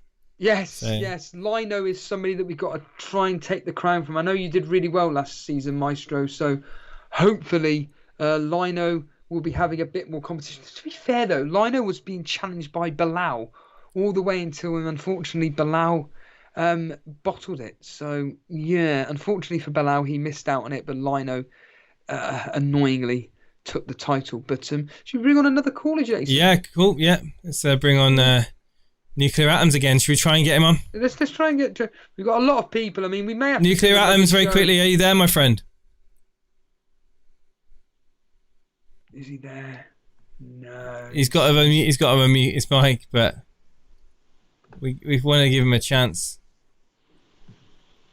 to speak. Quickly talk about his team. Foster Backman in goal. We've seen that already. Dunk, another defender, Brighton defender.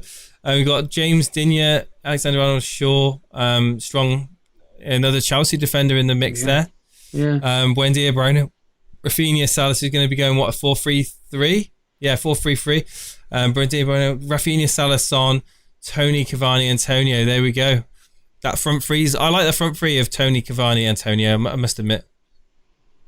I to be honest, I mean, he's saying here, can I come on after the next call? I mean, we are trying to get you on Nuclear Atoms. Unfortunately, seems like you're dealing with technical issues here. I think Nuclear's probably going to go with a strategy similar to what FPL Phillips was going with. I think it was, or who was the other guy? Michael McIntyre. Yeah, McAteer. Doing like a 4-4-2, a 4-3-3, 4. Yeah, he's going to alternate. He's going to alternate it. To alternate between thinking. But I think if Nuclear can't join us, Fly Goes has been there for a while. He's I know that I recognise the name, but don't think we've ever spoke to him before. Fly Goes, how's it going, buddy? Hey, oh, we got the old echo there. How's it going? Are you in an empty room by any chance? Where you are? Okay, where you calling from? India, but I'm British. Oh, cool. So you're in India at the moment? Yeah. Cool. So you is this the first time you've come on the show? Because we've seen you a lot in the chat, but we've not actually. I've been on the show a couple of times last season. Oh, have you? Yeah, I've been in Discord. Yeah, I know you're very active in the chat and Discord. Yeah. I'm usually on the Discord. I think I came on the start of last season on a call. Okay, have you got a question about your team? You've posted it in the chat. The chat is there. I've got it right in front of me, Jay. So I'll read it out while you try and find it. It's Sanchez in goal. It's a. I'll tell you what, this is a really good looking team here. Sanchez in goal. Trent, Shaw, Robertson is a back three. Salah, Fernandez, Harrison, Smith Rowe, Bowen, Cavani, and Watkins. Oh wow! This is a genuinely a really, really, really nice team. I look at it, I think, how can you afford it? Yeah, that's what I was just about to say. How has he managed to squeeze it in? And the bench says it all, doesn't it? I can't believe it. I mean, I don't know if I can afford it either. I think it's really good. I think it's just the fact that I have Smith Rowe as an enabler, because I have to play him. He's like the glue that enables me to get everyone else, basically. And again, why Smith Rowe? Because obviously Dredd had him, or has him. Yeah. what's the reasonings for you why you got Smith Rowe?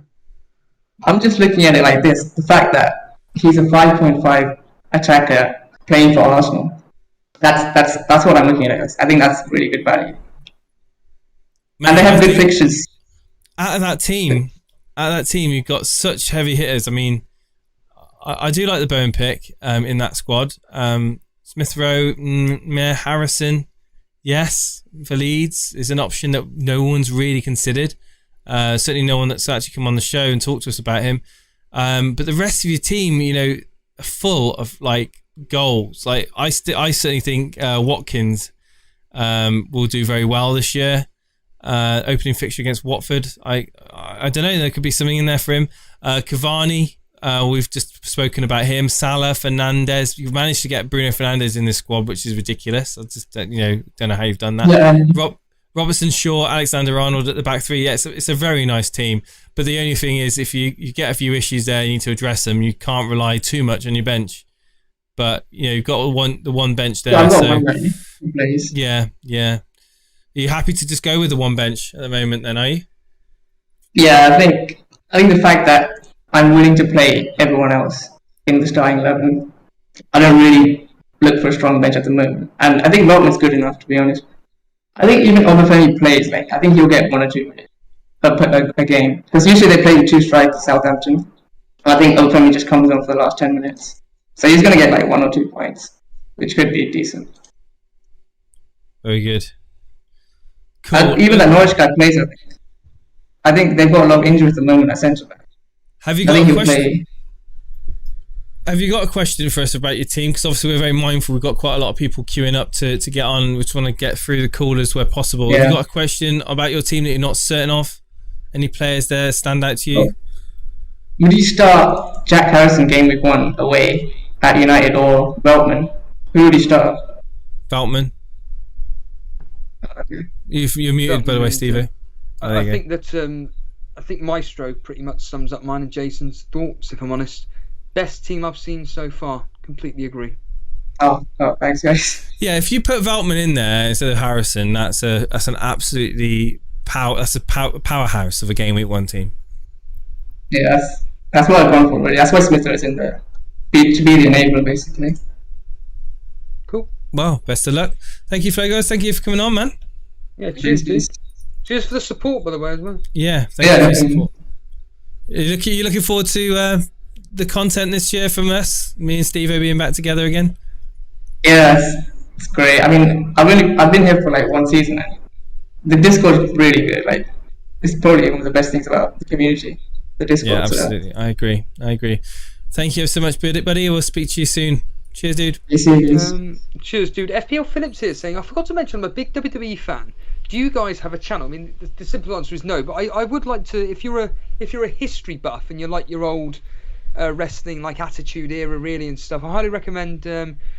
I'll put a link in the description actually. But the Unbooking the Territory podcast, I was a guest on there, unfortunately covering a WCW Nitro. It was atrocious, but it doesn't matter. We had a lot of fun, myself, Rob, and Dan. Also, Mags. I don't know if he's still here, but he does a channel called Chain Wrestling.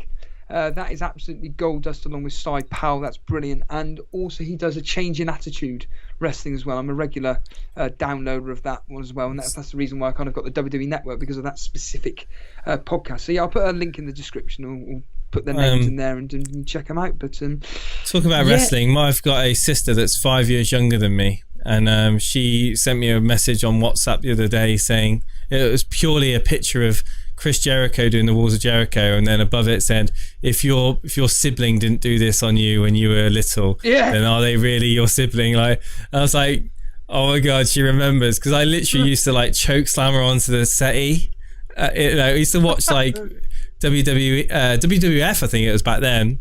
I anything past 2002, I don't know anything that's happened. But between 1998 and 2002, I watched wrestling every weekend on Sky, and I just remember Kane was one of my favourites. Actually, I actually really like Kane. I love Mankind. I thought he was funny, and I actually went through a phase of I actually really respected Shane McMahon. Yeah. I thought it was alright because of what he put himself through in the hardcore games, like in the hardcore matches. He actually like really He was 100% in. He was a stunt man, wasn't he? When you look back at it, I watch it, I just think. He almost broke Kurt Angle's neck. Yeah. Like, he was reckless, really reckless. I guess that's the benefits of being the boss's son. We'll move on to the next caller then, Steve. Pick somebody out. Somebody here called LMAO. He's in there. I don't recognise that name. And, yes, I recognise that name. Okay, Buddha's just put in a funny one in the team screenshots. All this Pepe talk on stream has got me craving Pepe's Piri Chicken. It's a chain in London. They're all over the place. Pepe's, just a cheap version of KFC. But yeah, LMAO. You recognise the name, Jace? Here we go. Let's get him on.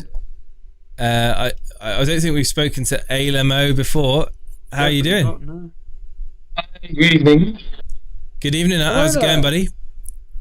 Doing good. What's new with you, man? What's new with you? Looking forward to the FPL starting up? What? You all ready for the FPL starting up? Oh, starting up. I heard sign up. Yeah, I'm all ready. 2 weeks to go. I'm excited. Yeah. How confident with your team at the moment? Are you almost there? Yeah, it's just between a few players, I think. What I've done is to look at last season's stats and to select the core group of players that I'm going to choose from. So I don't need to look at all the players. I just focus on that core group. Yeah. That's a good strategy. I like it. Don't get too kind of focused on what's going on in the peripheral. Focus on your main group. You got Sanchez in goal, Alexander-Arnold, Robertson, Chilwell and Digne. So again, another Chelsea defender we're seeing here tonight, Steve-O. Salah, Fernandez, Rafinha, Harrison again. So 2 leads in that starting lineup. Antonio and Bamford. 3 leads in that starting lineup. That's okay. It's interesting, Steve-O. 3 leads from the start against Man United. So talk to me about the 3 leads. How and why have they found themselves in your team? Basically, I'm trying to look long term, considering the AFCON, Gameweek 22 and Gameweek 23, as well as the Club World Cup Chelsea will have, so that they'll disrupt some fixtures. So I'm thinking I want to hold the Wildcard as long as I possibly can. And if you look at Leeds fixtures, apart from United and Liverpool, their first 15 game weeks are really good. I don't think they play any other big side other than Tottenham, but well, yeah. They play Chelsea and City only after game week 16, and the 16 to 19 they play Chelsea, City, Arsenal and Liverpool. So if I get them out, and this season the last chance for Wildcard 1 is game week 20. So if I really manage to go all the way, I can ship them out and ship them back in after the 4 fixtures. So you're almost thinking then of not using your wildcard till towards the end of the year? Yep, exactly that. Because wildcard 2, I think, will be used very late as well to set up for the bench boost. So if I foresee if people use their wildcards too early, it might be like some 25-30 game weeks before they get to use their wildcard again. And I try to avoid that. Yeah.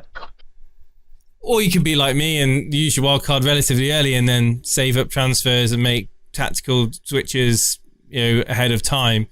Or if the need be, take -4s and -8s to catch nice price rises and fixture swings. I mean, that's another strategy. But this is what we love about the interaction with callers on the show, because obviously you're setting out to do the opposite of what I'm setting out to do. You're setting out for like the long-term fixtures for Leeds. I wouldn't touch Leeds with those opening 2 fixtures or opening 4 fixtures really. Certainly would look at getting in on a wild card, on my first wild card. However, you're setting yourself up with a long game in mind. We're playing the wild card 1 later. It's different. I can see why you've done it. I don't know if I would triple up with Leeds though. I think 2 Leeds maybe, Rafinha and Bamford. I don't know if you need the 3. Steve-O? I completely air exactly what you're thinking. I did want to ask about Chilwell. Chilwell is someone that everybody seems to be earmarking for about game week 6 when their fixtures change. Are you expecting good things from Chilwell? He seemed to do okay whenever he did play for England, but he also played exceptionally well for Chelsea last year. Are you expecting big things for him next year?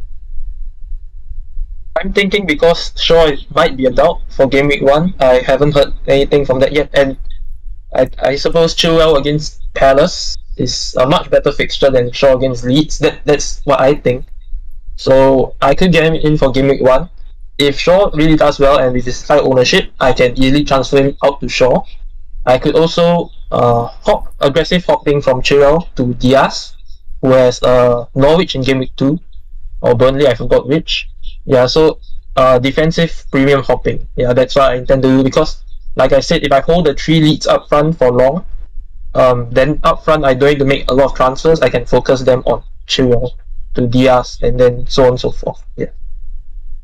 Brilliant. We got a lot of callers. There's a lot of money in the defence there, but no. To be fair, it's other than that triple leads, it's a pretty solid team. I wish you the best of luck, and thank you for coming on this evening, and speak to you again soon, hopefully.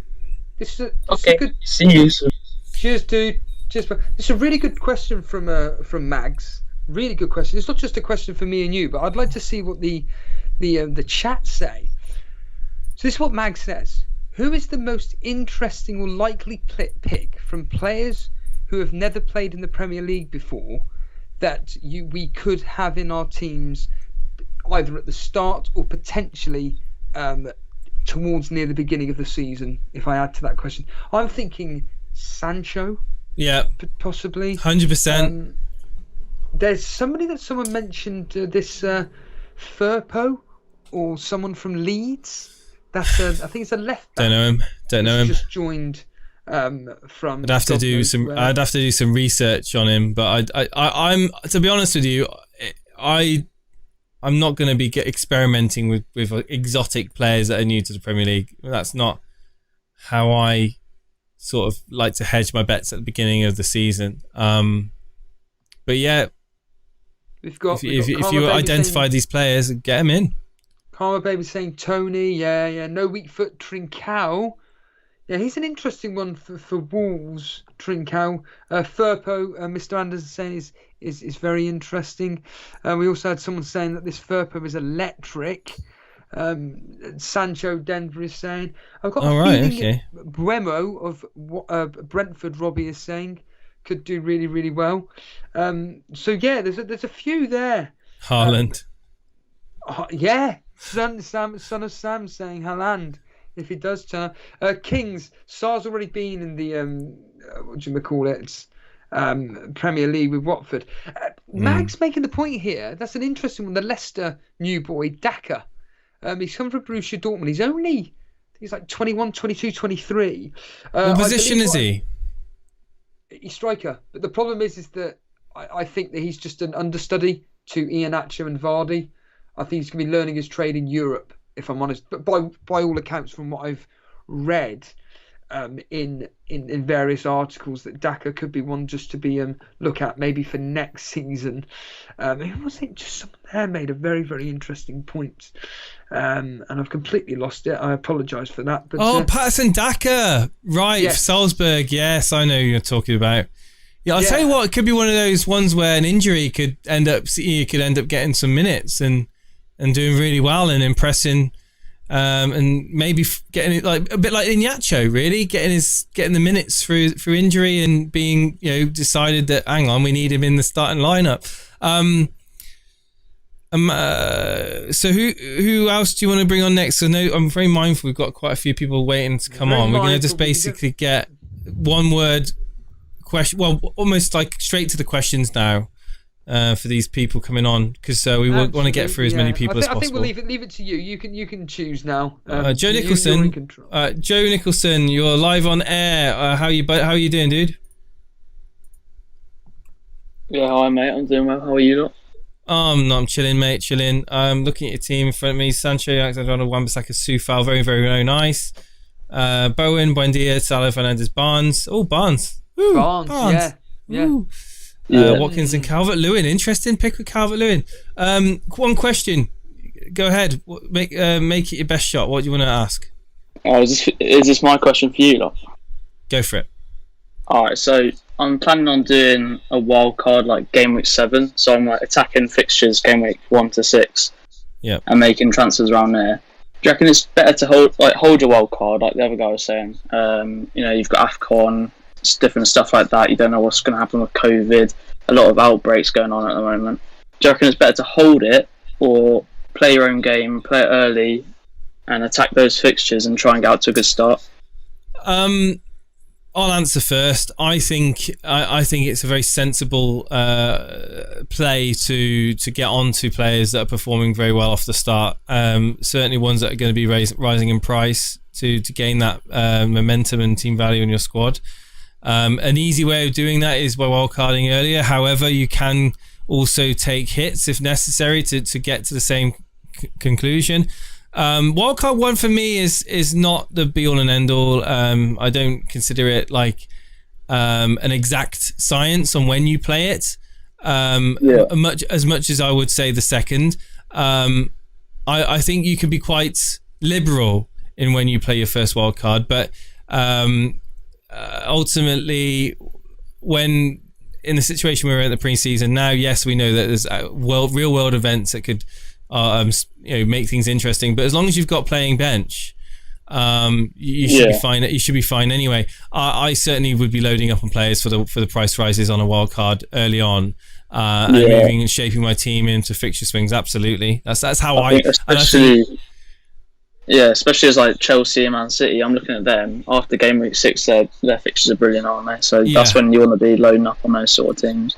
Absolutely. Absolutely. That's where I think the best value comes out of the wildcard one. I agree. Taking nothing away from people that are waiting until to see what's going to happen in the Africa Cup of Nations as well. And if Firetog in chat was mentioning that, there's benefits for both sides, but I just think there's a few more positive points straight off the bat from looking at doing it earlier. But yeah, great question. Are you set for your team going into game week 1? Yeah, I'm fairly sure. I'm just looking at Harvey Barnes. Is he fit or not? I'm pretty sure he will be. Apart from that, I think I'm pretty set. Whether I want to go Wan-Bissaka or Shaw. Basically, I'd only go Shaw if I was 100% he was fit. He'll play. He will play. I'm telling you, he'll play. Well, just wait and see. Obviously, find out closer to the time. But for me, Luke Shaw is a dead cert in my team, definitely. But yeah, you'll know, won't you? So. Yeah, thanks for coming on, man. I know unfortunately we have to make it a bit shorter because we've got quite a few people wanting to come on and we're pressed for time. So thank you, Joe, and hopefully we'll get to speak to you again very soon. Yeah, right. Cheers, guys. Cheers, buddy. Best of luck to you, buddy.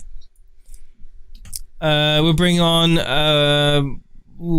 got Sultan Saeed, is it?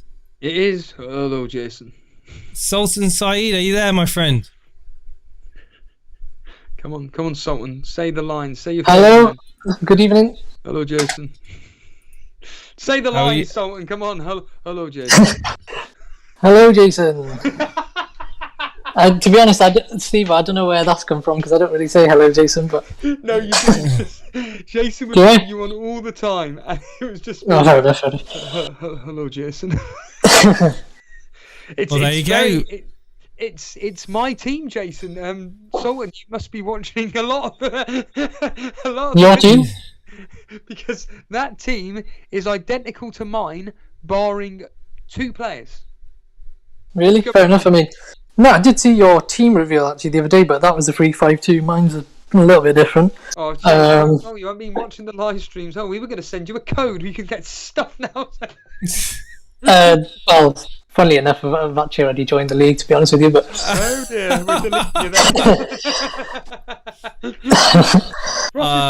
we're get him gone. So, what do you want to ask us? Well, to be honest, I tinkered with my team for the first time, I think yesterday, and the main difference was basically upgrading so far to Robertson, and I'm not actually happy with Robertson. I know you aren't, Jason, for different reasons, but he's just kind of in there. for the sake of it, because I don't really know basically who to go for at the moment, because I did have DCL. Didn't you? Yeah. In terms of defender, I can easily. I'm happy with Dean as well, Dean. Yeah. But I suppose the question I'd ask is, could you actually Cavani in? Yeah, that's what I mean. I knew. And you then guys downgrade Robertson. Oh. And then have my team. Yeah. I mean, we're gonna have the same team, Steve, aren't we? We're gonna have the same team, aren't we? It's Game Week 1. God. Play, Steve, can you please play a 5-3-2? No. It ain't happening. Or a 5-2-3?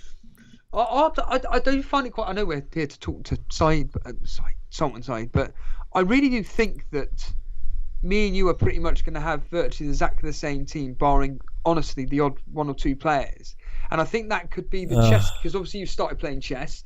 I've never played chess in my life, but I think that could be the chess game. It could be a very tactical season. Well, yeah. Well, normally at the start of chess, you look to match your opponent's first few moves. Okay.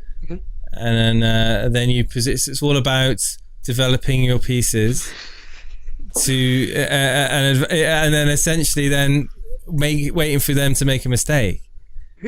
Who did you vote for, Sultan, in the poll? Was it me or Jason? Who will win? I went for Steve-O, actually, because I don't know. I think I just have a feeling that you're going to be on it this season. I don't know why, but is that why you covered his team? No, I mean, until you mentioned it, I wasn't even aware. My team's template, to be honest, so it's not a surprise if it is. I'm sure we'll all have similar template team. Sultan, have you? I mean, what did you say, Steve? What did you say, Steve? Sultan, have you voted for us in the FCAs? No, I'll get around to that. Is it still available? Is it? Yeah. Apparently, it's the voting's open now. Right. Okay. So anyone that's tuning in right now and you like the content that myself and Steve-O produce and enjoy the Discord and everything that's about Elite FPL, please, if you could consider voting us for the prestigious award of the Football Content Awards, where we might actually be able to visit in person this time. We would much appreciate it and the support from you guys. And we would certainly document that. And yes, they've opened up the nominations for the candidates for the various categories. Show the award, Jason, on screen. Come on, we do want to retain our title. We're not going to. We want to retain it. We want to retain the title. We've currently got the Gold Award 2020, Best in Fantasy Football Video, sponsored by Premier Picks. It was. We want to actually go there this time, though. We very much look forward to the opportunity to go and brush shoulders with other content creators and get in there in the final and try and maintain the title. But moving back to your team, really, is there much to discuss other than Robertson? I wouldn't say so. It's pretty much a safe team. No, yeah, exactly. I'm fairly happy with it. That's the only one that I'm not happy with, and like you say, Dean, and then I could also do Tony to Cavani after watching the stream today. Lots to consider. I'll take in the preseason, see what happens there, any transfers, that sort of thing. But the base is there, I think. I think you're near enough there, mate, for Game Week 1, aren't you? Steve-O's nodding his head. He's like, yeah, it's my team. Yeah. It's instead of Sanchez, I've got Batman. Instead of Robertson, I've got Dina. Instead of Watkins, I've got Cavani. That's it. So it's literally just the same team. I'm going to probably do the same. I'm going to copy it as well. We're all going to copy each other. It's going to be It's going to be who you're going to captain Game Week 1, Steve-O. The rival, what's it called? The Elite Rivals is going to be just everybody with the same team. Everybody the same team. What a strange that could be. Who's gonna break first? Who's gonna break the template first? No, it's a pleasure. Thank you for coming on, with Sultan. We gotta move on to the next caller now, but we'll hopefully speak to you again very soon. Yeah, definitely. Thank you very much, both of you. Cheers, buddy. You take care. All the best. Yeah. Steve-O, who are we getting on next? Well, Karma Baby has been waiting for a long time. Oh, hang on. He's been in the waiting room. A new father. So I know he said he wanted us to slaughter his team. I know he had something to say, so we could just easily get this question and be able to answer it. I'm just trying to find his team wherever it is. But let's get Karma Baby, Karma Daddy on.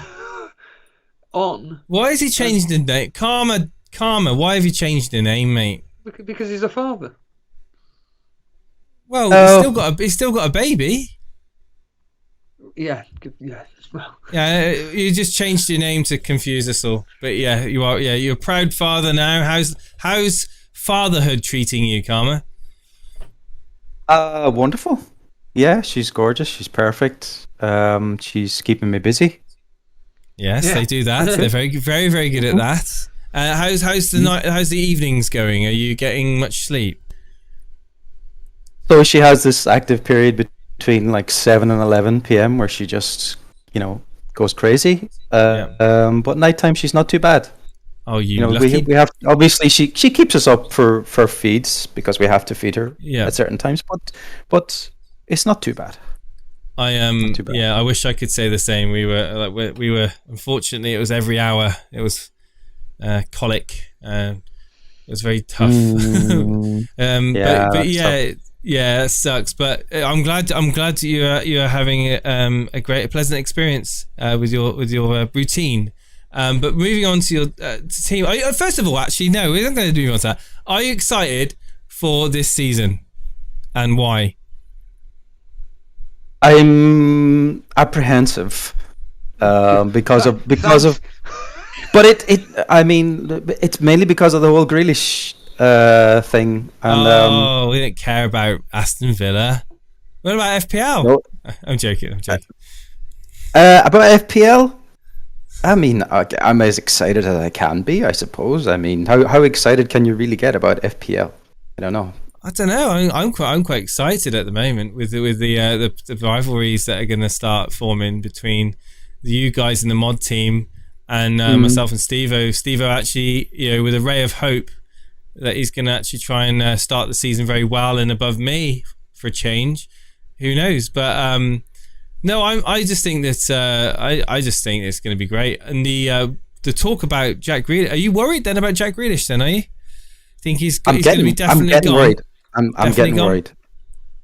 No, not definitely. If I was to put a bet on it, I would say he still stays. But it's worrying now that this is the first bid that's actually been made for him. So Man City have made a bid of 100 million. So that's worrying. It's a lot of money. So we'll see. And does it worry you that I mentioned on a stream the other day about the fact that the reality is that without Grealish, last season anyway, you struggled really bad, and by weird coincidence, when he was out, you barely won a game. Second he came back, you legitimately did really well again. Is that just a weird coincidence, or is there actually something in it? Oh, there's definitely something in it. I was looking at the stats. I think we were winning 53% of our games with Grealish in the team. It wasn't winning. I think it was you weren't winning 53%. I think it was you were not losing 53% of the games. Okay, right. Something like that. Right. Yeah, right. Win all Okay. 53% of your games, which is still very, very good. Yeah, that's extraordinary. And it was just so weird because I remember last season when he was out for 2 or 3 months, and then he came back and you were playing Liverpool or something, and you beat them. And people just completely write you off, and you're like, what the hell? And then you had another couple of hard fixtures where everybody thought you'd struggle. Nope, you didn't lose any of them. It was just like, what a weird stat that's come out of this, that Grealish is now back and you haven't lost any of the games that he's back in the team again, whereas beforehand you were struggling. I mean, we had someone on earlier on, I apologise who it was, but they mentioned about El Ghazi. I think it was Michael McIntyre. He was saying about El Ghazi taking Grealish's place if he's gone. What do you think about that potential option? Or do you just think actually just back off Aston Villa if Grealish is gone? I think we'll sign somebody else to play on the left wing. We're in talks with Leon Bailey at the moment, and I'd say we're 90% nailed to sign him, and I think that'll be the El Ghazi upgrade. So I don't see El Ghazi getting very much game time. I think he'll be a risk. So, but there might be, he might have this period, this hot streak like he had last season, where he you know, he was in the team for like 6-7 weeks, banging in the goals. But he's definitely not a pick for game week 1. You mentioned, I know it's all tongue in cheek, about ripping your team to pieces. I mean, we haven't actually said it out loud. Martinez, Wan-Bissaka, Fofana, Rudiger, Salah, Fernandez, Son, Buendia, Watkins, Iheanacho, Tony. To be fair, mate, it's a perfectly good team. I don't see anything really wrong with it. I mean, how certain are you to start with this, or how many of these players in that 11 are going to be starting for you in game week 1? Do you think? I really like my front 7. I don't see me tearing that up very much. The back 3 could be changed. I saw someone mention in the chat earlier that Fofana might not be a starter for Leicester, which is a bit surprising to me. So if that's the case, one might have to rejig it a little bit. Yeah, but apart from that, I'm pretty happy with it. I like going aggressive early on, so like I literally have the minimum on my bench. I've got 3 4.0 players with the view to early wildcard. Yeah. Possibly, not necessarily, but I tend to get wildcard in game week 4 or 5 anyway. Well, yeah, almost every season. The reason I ask that, because if you're going to have no options really on the bench and you're going to go really aggressive, then I just think that, you know, it almost ties into an early wildcard strategy where you're looking to just basically take advantage of the monetary value in your starting 11 as opposed to spread out into your substitutes. And obviously opting for that early wildcard. And I think a lot of people will be wildcarding early this season. I really do. Even those people that say they're not going to. We had Joe earlier on who said he's going to wildcard game week 6 because of the fixture swings. We've obviously got game week 4 international break as well. I think that people will be so tempted with some of the price rises. I do see big price rises in the first few weeks. We always see that. And I think people will be too tempted. And then if you can't get to it naturally via just doing a free transfer, then yeah, I think we're going to see people doing wildcards. But yeah, do you have one question for us? No questions. No, I want to give you as much time as possible for the other callers that are there. So thank you very much. You're a star. Thank you, Karma, and I'm much appreciated for coming on. I look forward to battling it up against you in the coming weeks. You're both going. You're both going down. Don't worry. Oh, really? Mm-hmm. Not with that team. We're not. See you later, mate. Take it easy. Take it easy, buddy. That was Karma Baby, a big supporter of the show and an awesome moderator, general all-round awesome guy. Very nice man. You're a very nice man. I don't know what that's off, but he's just a nice man. And he's also doing mod duties in the chat as well. Like it. Steve, I think we're going to wrap it up there. What I think we've realised this evening is there's a lot of people that want to talk to us about their teams, and they will hopefully have another chance next Friday, Steve-O, won't they? Or even earlier. Earlier. Even earlier. We'll do another one of these because we don't want to go too crazy and do out like 3, 4, 5 hours worth. We've been over 2 hours now. We'll come back. We'll do another community draft show. Now we'll post to you when that will be in the next few days. We'll work it out, Steve-O, after this stream's ended. And remember, guys, we'll be doing weekly schedules. Fridays at 6 p.m. We'll be doing the 3 o'clocks. We'll be doing the Sunday surgeries again. There's going to be a regular structure to the content, as well as the what do you call them? The impromptu streams that you're used to seeing from Elite FPL, and also member streams with both myself, Steve-O, and Steve-O also, who might want to do the odd rant from every now and again. Reminder, guys, if you're not already a part of the Discord link is periodically shown in the chat. It's also in the description. Get yourself in there. Absolutely no reason to not be in there. If you love football and you want to talk fantasy football, that is literally the hub for doing that. Did I say hub? Sorry, I didn't mean to say that. That's the place to do it. Steve-O, do you want to say anything? I'd just essentially say, if you are completely brand new around here, hit the subscribe button. If you are enjoying the stream, just hit the like button. And that's about it, really. Just follow us on Twitter at Elite FPL, Jason at Elite. And what is yours? Is it Elite FPL Jason? Correct. at Elite FPL Jason, and me, I'm at Total Stevo. If you want to follow us for just fun, then by all means, and that's where we produce most of our thing. Dan, just a quick shout out to Dan. I know he's here right now, right this second. Dan was on with FPL Penguin earlier on live on Instagram, so you can follow us on Instagram. He's doing a lot of work on Instagram, so it's just all at Elite FPL. Just type in on search engine, nice and Elite easy, FPL, and you will find us. Other than that, hey, Uncle Juicy TV. Just as we're going, he's just signed in. Hello, and hello, coming for the man title. as well. Yeah. Other than that, I'm done, Jason. I'm sure you are as well, and we'll see you very, very soon, soon, guys. See you.